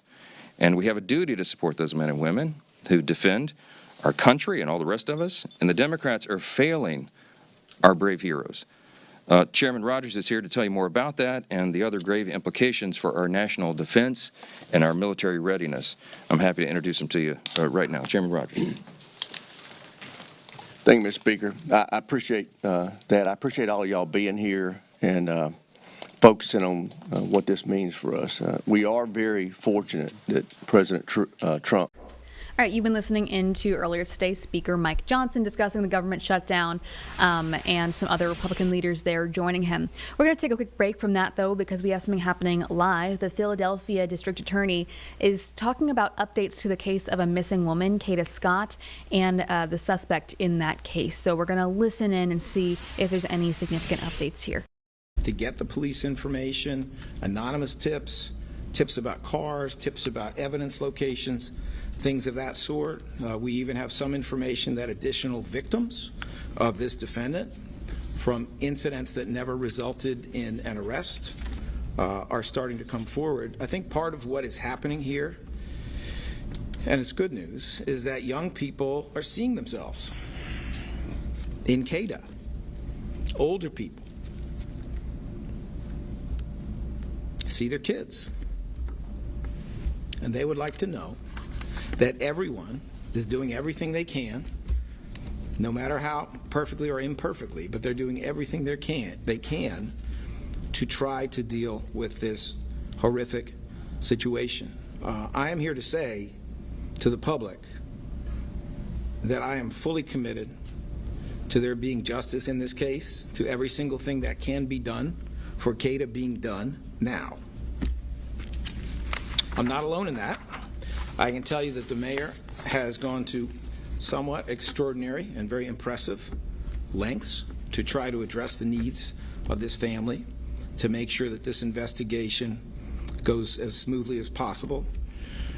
Police Commissioner, I know, feels the same way. He and I have been on the phone a couple times speaking directly about certain aspects of this case over the past several days. I can't tell you exactly what that was about because, as I said, the investigation is ongoing, but it was about stuff that mattered. It was about stuff that was important, and we were very much of the same mind about how to address that issue. If there's anything that I hope to gain by this press conference, it is frankly part of what was gained by the last one, the one that was done by PPD middle of last week, and that is to get more help. It is to have more people come forward. It is to get more information. We have reason to believe that will happen because it's already happened. We have reason to believe that will happen because of the deep interest people have in CADA Scott and the deep interest they have in her safety and getting justice for what has occurred here. For anyone who has additional information, please reach out to the Philadelphia Police Department at 215-686-TIPS, 215-686-TIPS, or please contact us at the Philadelphia District Attorney's Office, 215-686-8000. I'd like to acknowledge now some of the good people who are here. We have with us State Representative Andre Carroll of the 201st Legislative District. Representative Carroll has been deeply interested in criminal justice, including criminal justice for young people for many years, has worked closely with our office at times, and as it happens, knew CADA Scott in ways that he can certainly explain. Representative Carroll will be speaking. We have first ADA Robert Listenby here. We have ADA Ashley Tezlowski, who is in the DAO's Homicide Non-Fatal Shooting Unit and is taking the lead on a lot of the efforts right now with the assistance of others in this office. ADA Bob Wainwright, who is the chief of the DAO's Homicide Non-Fatal Shooting Unit, is here. ADA Bill Fritzy, chief of the DAO's Gun Violence Task Force, which also is responsible for some of the most important technological forensics that we do. And they will continue to be very important in this investigation, is here. We have Mariel Dela Cruz, director of DAO's Victim Services Unit, Donna Wood, director of the DAO's Relocation Unit, here. I do want to take a moment here to thank Ashley for her deep dive into this case. This is not something she had early on. This is something that came to her desk more recently. But I can tell you, she ain't sleeping. She's on the phone with me all the time, at every hour, as she should be, because there's not an hour that should pass without additional effort on this case. She has consistently shown her professionalism, her integrity in dealing with this case, and I am delighted that she will be taking point on this with a whole team from this office. All right. I do want to talk about a couple things that I don't think have been heavily covered or considered about this case yet, or if they haven't, maybe they haven't been fully reported, but I want to share this with you because it may be of help to you in the media. First of all, I want you to understand that when this case began, it was a,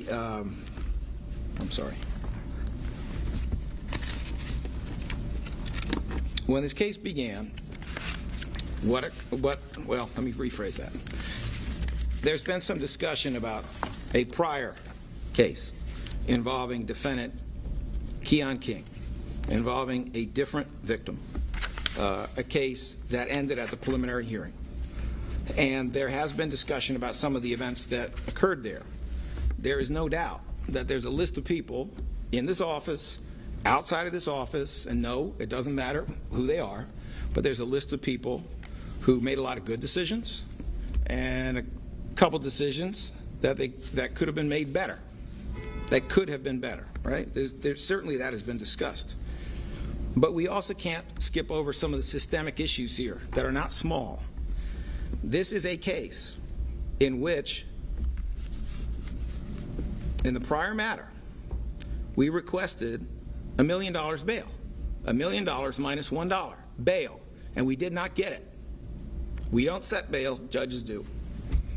The bail was set at $200,000. Why? Well, probably because the commissioner who set the bail probably imagined that was enough to hold Keon King in custody. It wasn't. Keon King had access to a lot of money. And so he paid $20,000 bail almost immediately and was out of custody as a consequence of that, right? This is the problem with cash bail. This is what we've been talking about for a long time. It's not just whether or not he's in custody immediately. It's also what is the situation of a victim who has to go to court, a victim of domestic violence who has to go to court, knowing that the defendant will walk out the same door she came in. What is the situation? How likely is that victim to come to court if that victim knows that that victim is dealing with a profoundly dangerous, profoundly violent person? And we all know the answer. That victim is more likely to walk in the door of the courthouse and testify if that victim knows that the defendant can't walk out right behind her if he's locked up. Well, he wasn't locked up here. And so, sadly, what happened was there were two court dates, at the first of which the judge announced that it must be tried next time, and the victim did not arrive on both of those occasions. An eyewitness did not arrive on both of those occasions. I don't say that to say that's the whole story, but it's not, but it is part of the story. And it is a part of the story that would be remedied if we got away from this, frankly, nutty notion that bail is a good way to deal with these situations. Someone profoundly dangerous should be held. I don't care if they've got a lot of money. Someone who's not dangerous at all shouldn't be held. I don't care if they're poor. That should have nothing to do with this. Money should be divorced from determining who stays in custody, as has been done in the District of Columbia and many other states. It is a successful system. Now, without pointing a finger at any individual, I am pointing a finger at the cash bail system, because its role in this is, frankly, very problematic.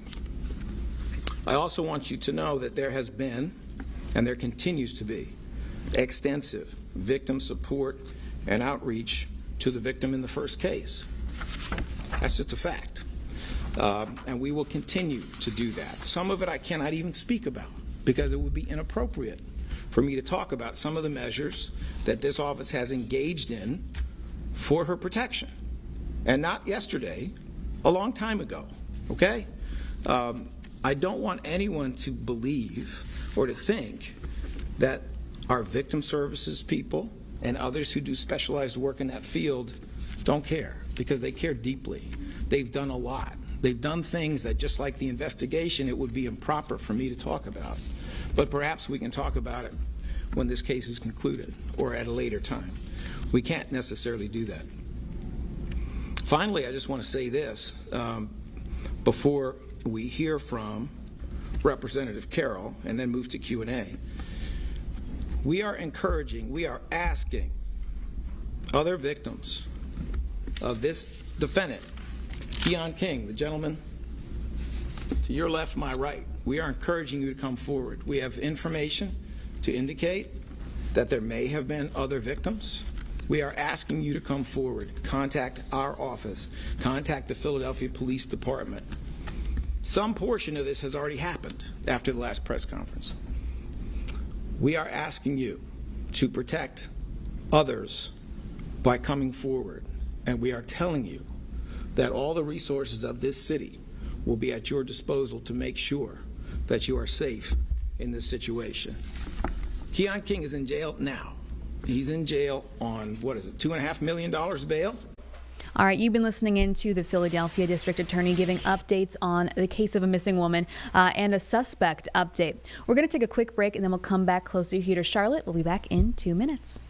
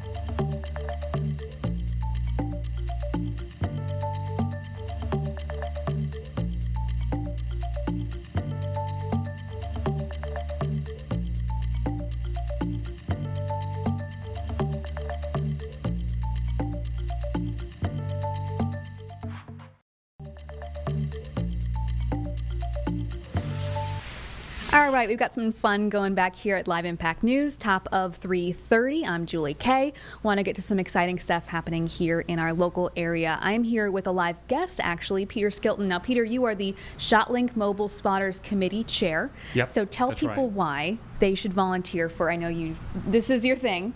Yeah. Why should they volunteer for the Truist Championship? Oh my gosh, it's just so much fun, Julie. We've got 2,300 of our best friends get together out at Quail.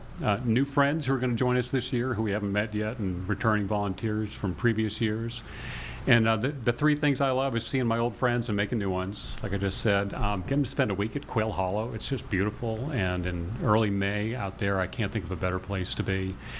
And being close to the play, we get a backstage pass to the PGA Tour, one of the world-class sporting events going on, and it's just so much fun to be part of it.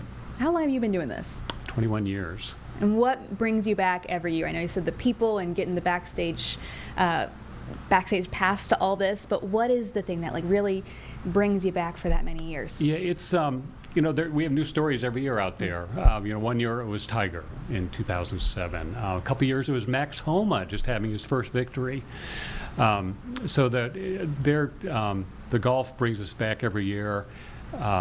Seeing old friends who I haven't seen in the last couple of months. I call it summer camp for adults. I'm like a counselor. I'm there all week long. We've got campers who come in for a couple of days.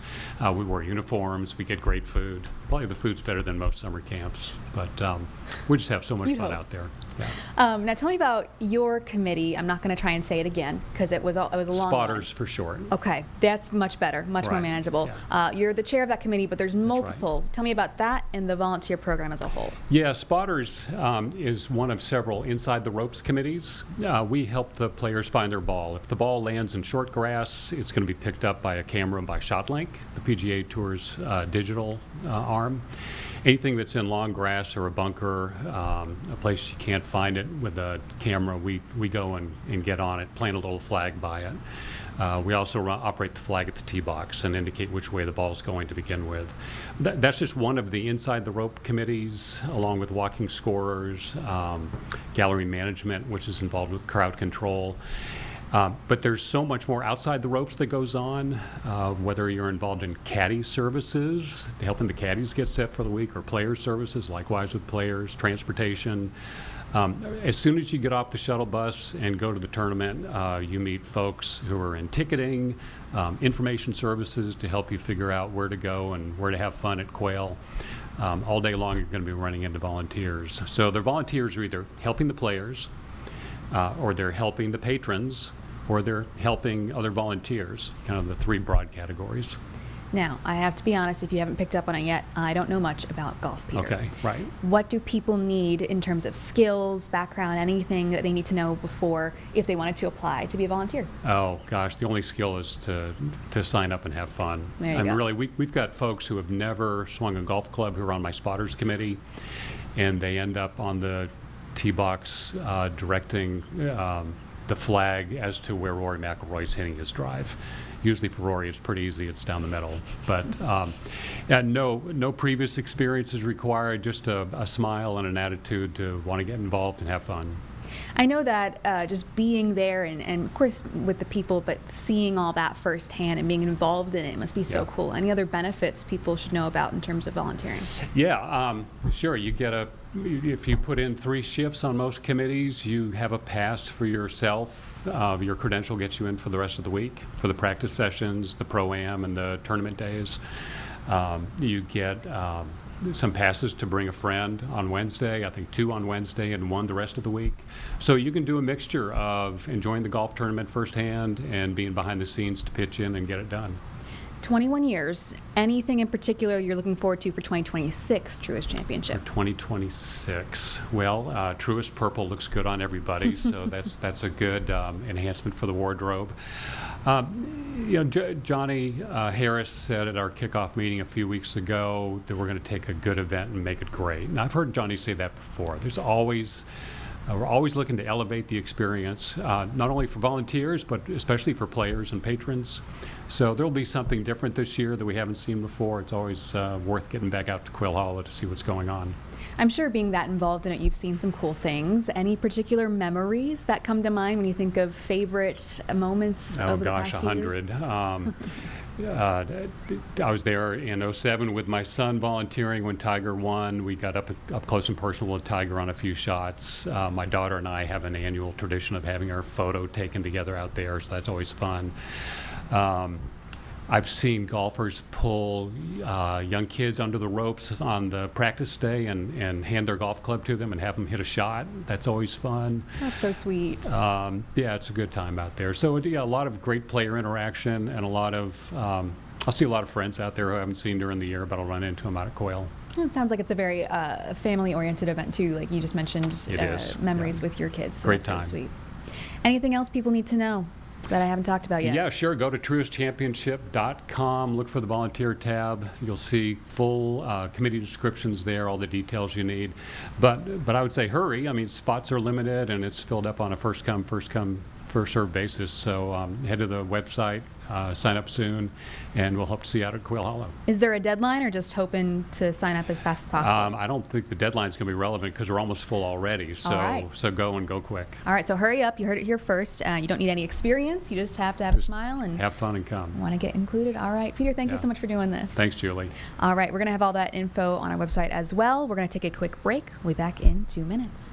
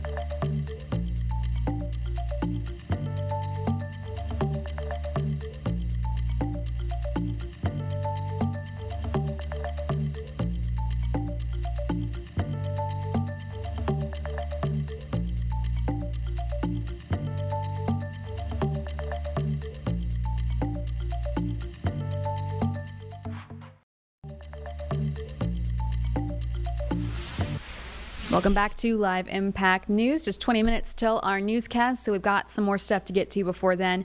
Going back out to the Philadelphia District Attorney giving an update on a missing persons case, as well as a kidnapping suspect. So let's jump back in there.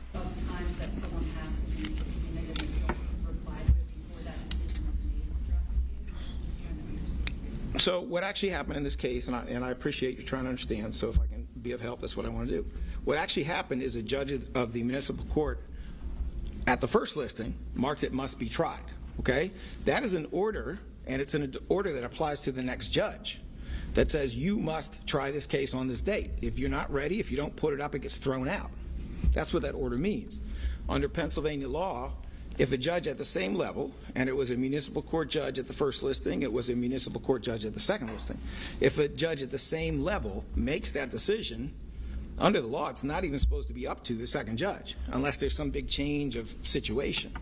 This judge is supposed to follow that judge. So from the moment that the first judge said this must be tried next time, for whatever reason, and I'm not going to speculate, I don't know why the judge said that, that was essentially a predetermined outcome if the case was not put up.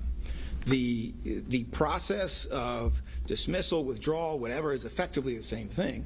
Sometimes it's a little bit easier to revive a case later if you drop the case rather than having a judge dismiss it, just for procedural reasons. But that's essentially how that worked. All right, let me see.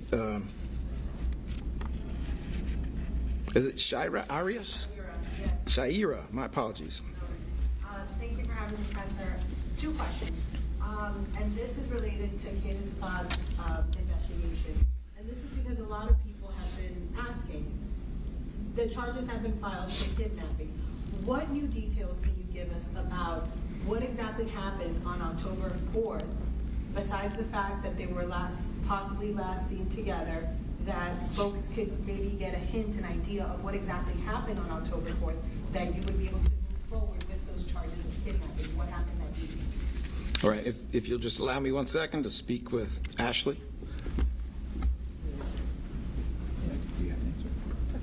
Sure. So, in terms of the investigation as itself, unfortunately, we don't have any new information since the last time I spoke with you all. At this point, it is still a very much an active investigation. So my answer is going to be similar to what I've already said, which is the information that we know is that he was the last person with her. He was traveling with her when her phone goes offline. We have every reason to believe at this point she did not go willingly. She was about 20 or 30 minutes into her shift. From all of the witnesses, her family that we've spoken to, this is unusual behavior for her. And as we now know, several of her items have now been found in locations that don't make much sense. So at this point, we have every reason to believe she did not go willingly. And at this point, we're 2 weeks later, and we still don't have her. I think we have more than enough at this level to charge him with the charges that he's been charged with, which is kidnapping, criminal use of a communication facility, recklessly endangering her, and all the charges that we approved. Thank you, Ashley. And my last question was, how many new victims have come forward since?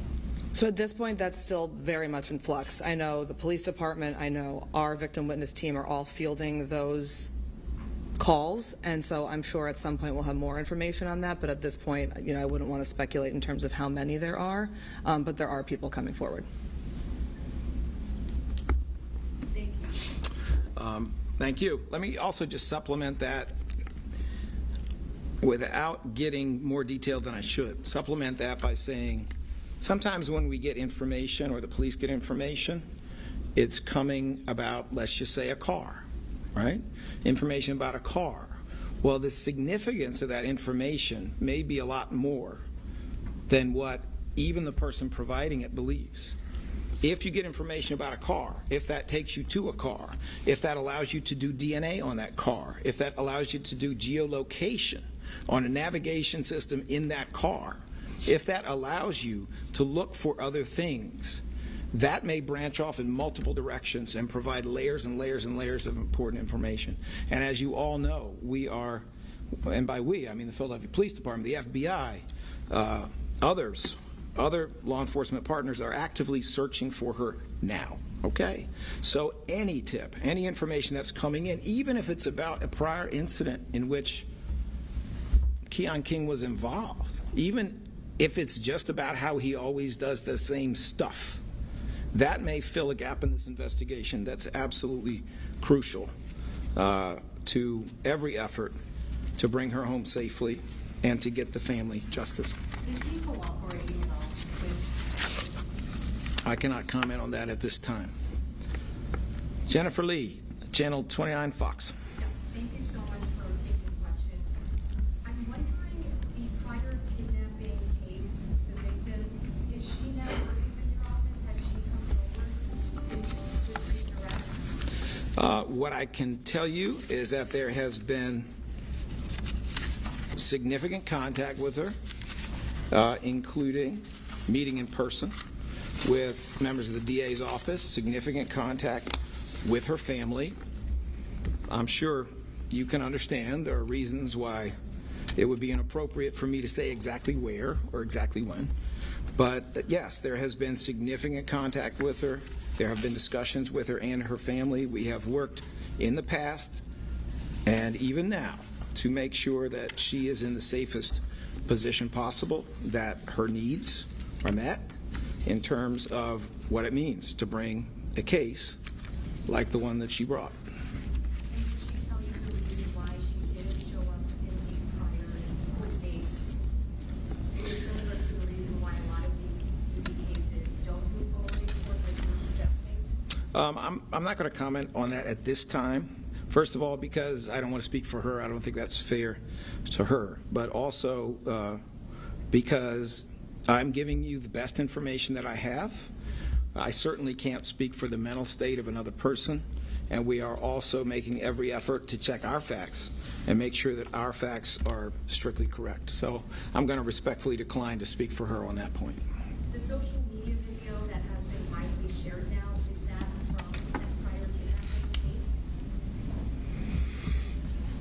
kidnapping case? Well, let me just say this. Is that the video evidence? I'm not sure exactly which video you're talking about. I am aware of what you might be talking about, but there's a little more social media out there, perhaps, than some people may realize, so I don't want to misspeak on that point. All right, let me see. Ellie Rushing, Philadelphia Inquirer. Can you give a little bit of clarity on when the warrant was issued for his arrest in the January incident?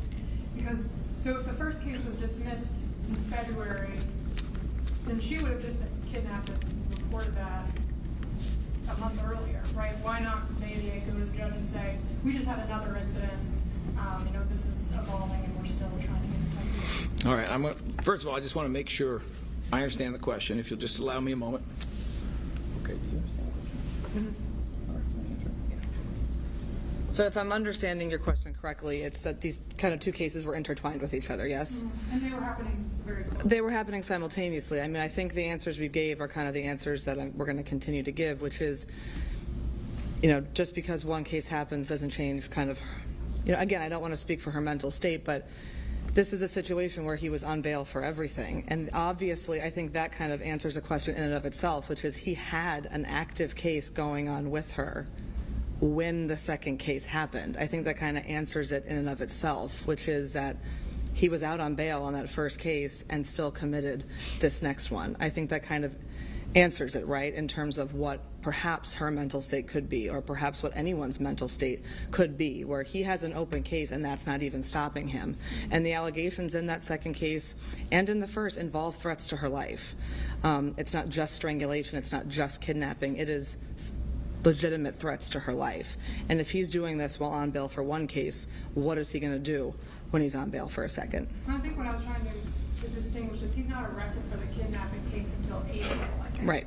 And so when the charges in the first case were withdrawn in February, was there an active warrant for his arrest? I don't have the exact date the second warrant was issued. I'm sure we can get that, but I don't have it on me.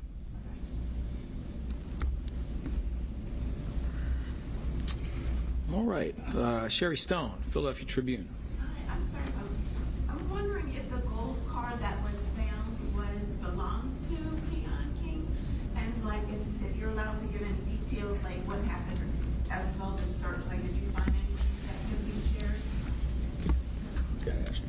So obviously, when we did the initial press conference at the police headquarters, we had put that car out as a car of interest. Obviously, at that time, we indicated we believed he had been operating that vehicle. Perhaps she had been in it throughout that evening. We recovered that car. That car is still being investigated. Obviously, at this point, we haven't released anything in terms of that search, but it is being searched pursuant to a search warrant. But we do have significant evidence tying him to that car. We did before, and then we did upon recovery of that car. In terms of where it was, video evidence surrounding it, we can connect him to that car again.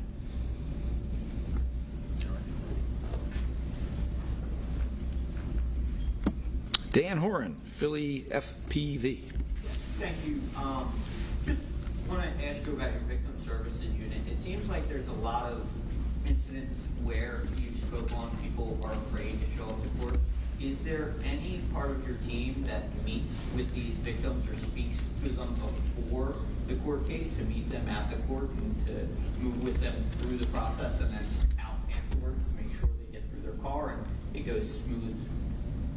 So I can give you the short answer, but I think it makes more sense to let Mariel Dela Cruz, who is the chief of our Victim Witness Services unit, give you the longer, more detailed answer.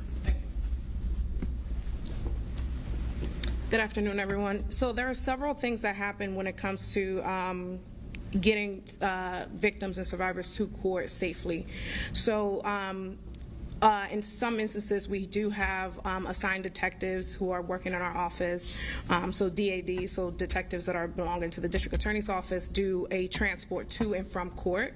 But additionally, we also have our van services. So we do have a van that operates and picks up victims and survivors and also drops them off. Our protocol is that victims are ushered to our victim services waiting room, which I'm not going to give the location of that waiting room, in both the family courthouse and the criminal justice center as well.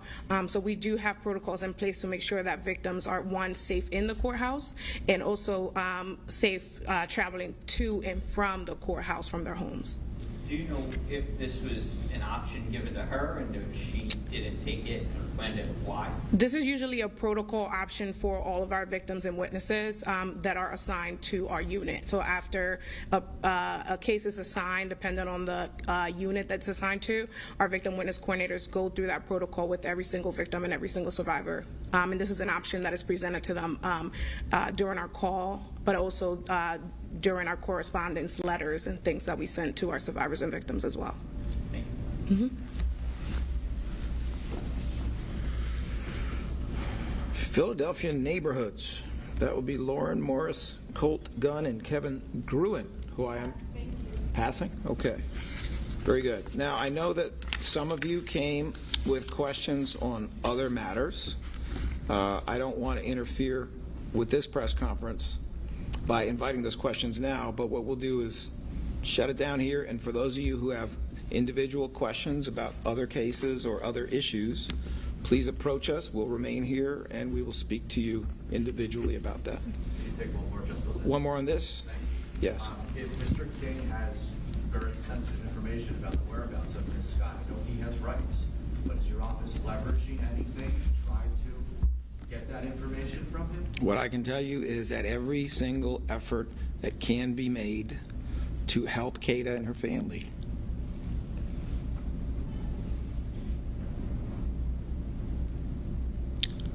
is being made. Thank you. All right.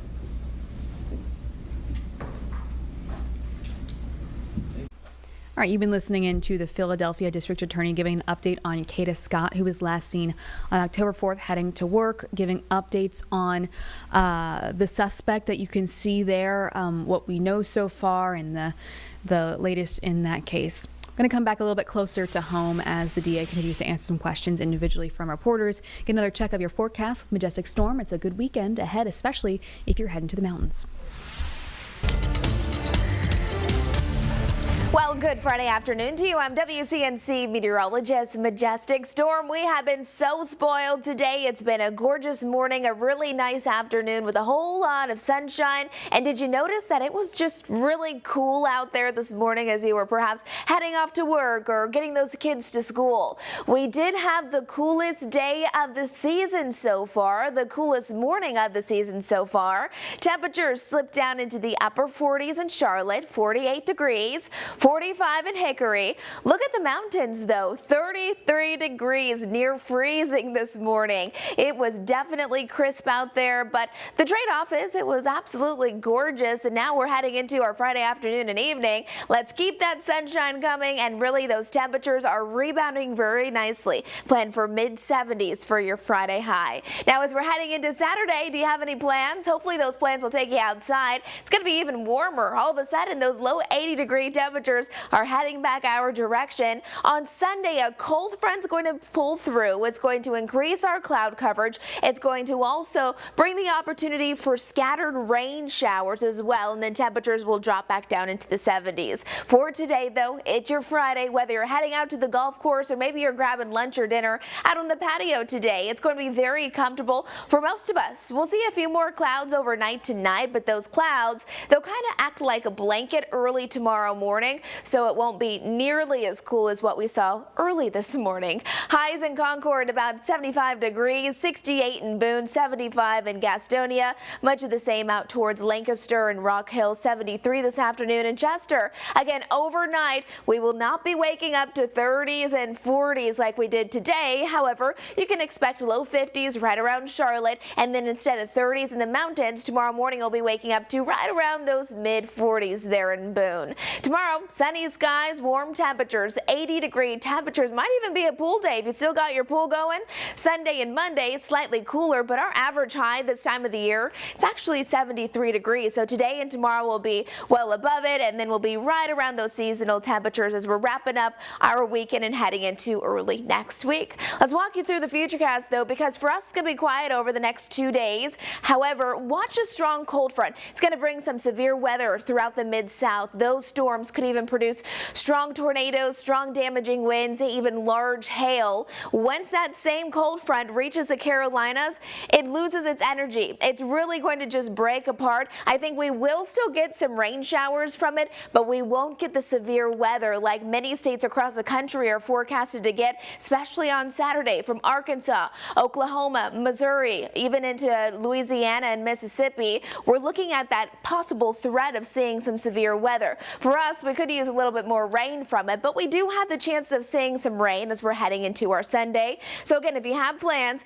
Sunday there's about 3 o'clock, scattered rain showers. Here's about 5 o'clock. It'll be very hit and miss. Not everyone will see it, but I do think some of us will. It's going to be beautiful out there in the mountains this weekend. If you're heading out to App State, they have homecoming at 3:30 tomorrow. It's going to be a great day for some football or even the Woolly Worm Festival out there in Banner Elk. You may want to consider going on Saturday instead of Sunday, because remember, Sunday is going to be much cooler, especially in the mountains, with highs really only into the 50s and 60s. Lots of opportunity to get outside and enjoy that beautiful sunshine in that 7-day forecast. Hope you have a great weekend, and we'll see ya.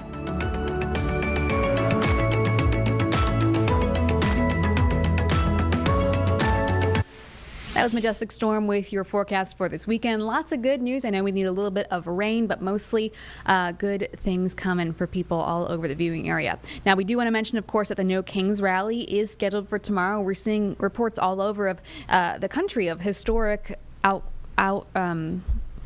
turnout. Thank you, Jeb. Turnout reported here in Charlotte specifically. We interviewed one of the organizers already. They've had more than 4,000 people sign up, and they expect more than 7,000 people to actually sign up. And that's just for the Uptown location. I do want you to know that tomorrow from 10 a.m. to noon, we are going to have Nick Sturdivant here in our Live Impact studio tossing to reporters. Jeb's going to be here as well. We're going to have multiple crews out on the scene, not just the one here in Charlotte, but there's a couple others over the viewing area too that we're going to highlight. So definitely something to pay attention to if you're not in one of the areas where there is a No Kings protest, or if you are and just want to see it from the perspective of a journalist. We're definitely having some interesting interviews happening there.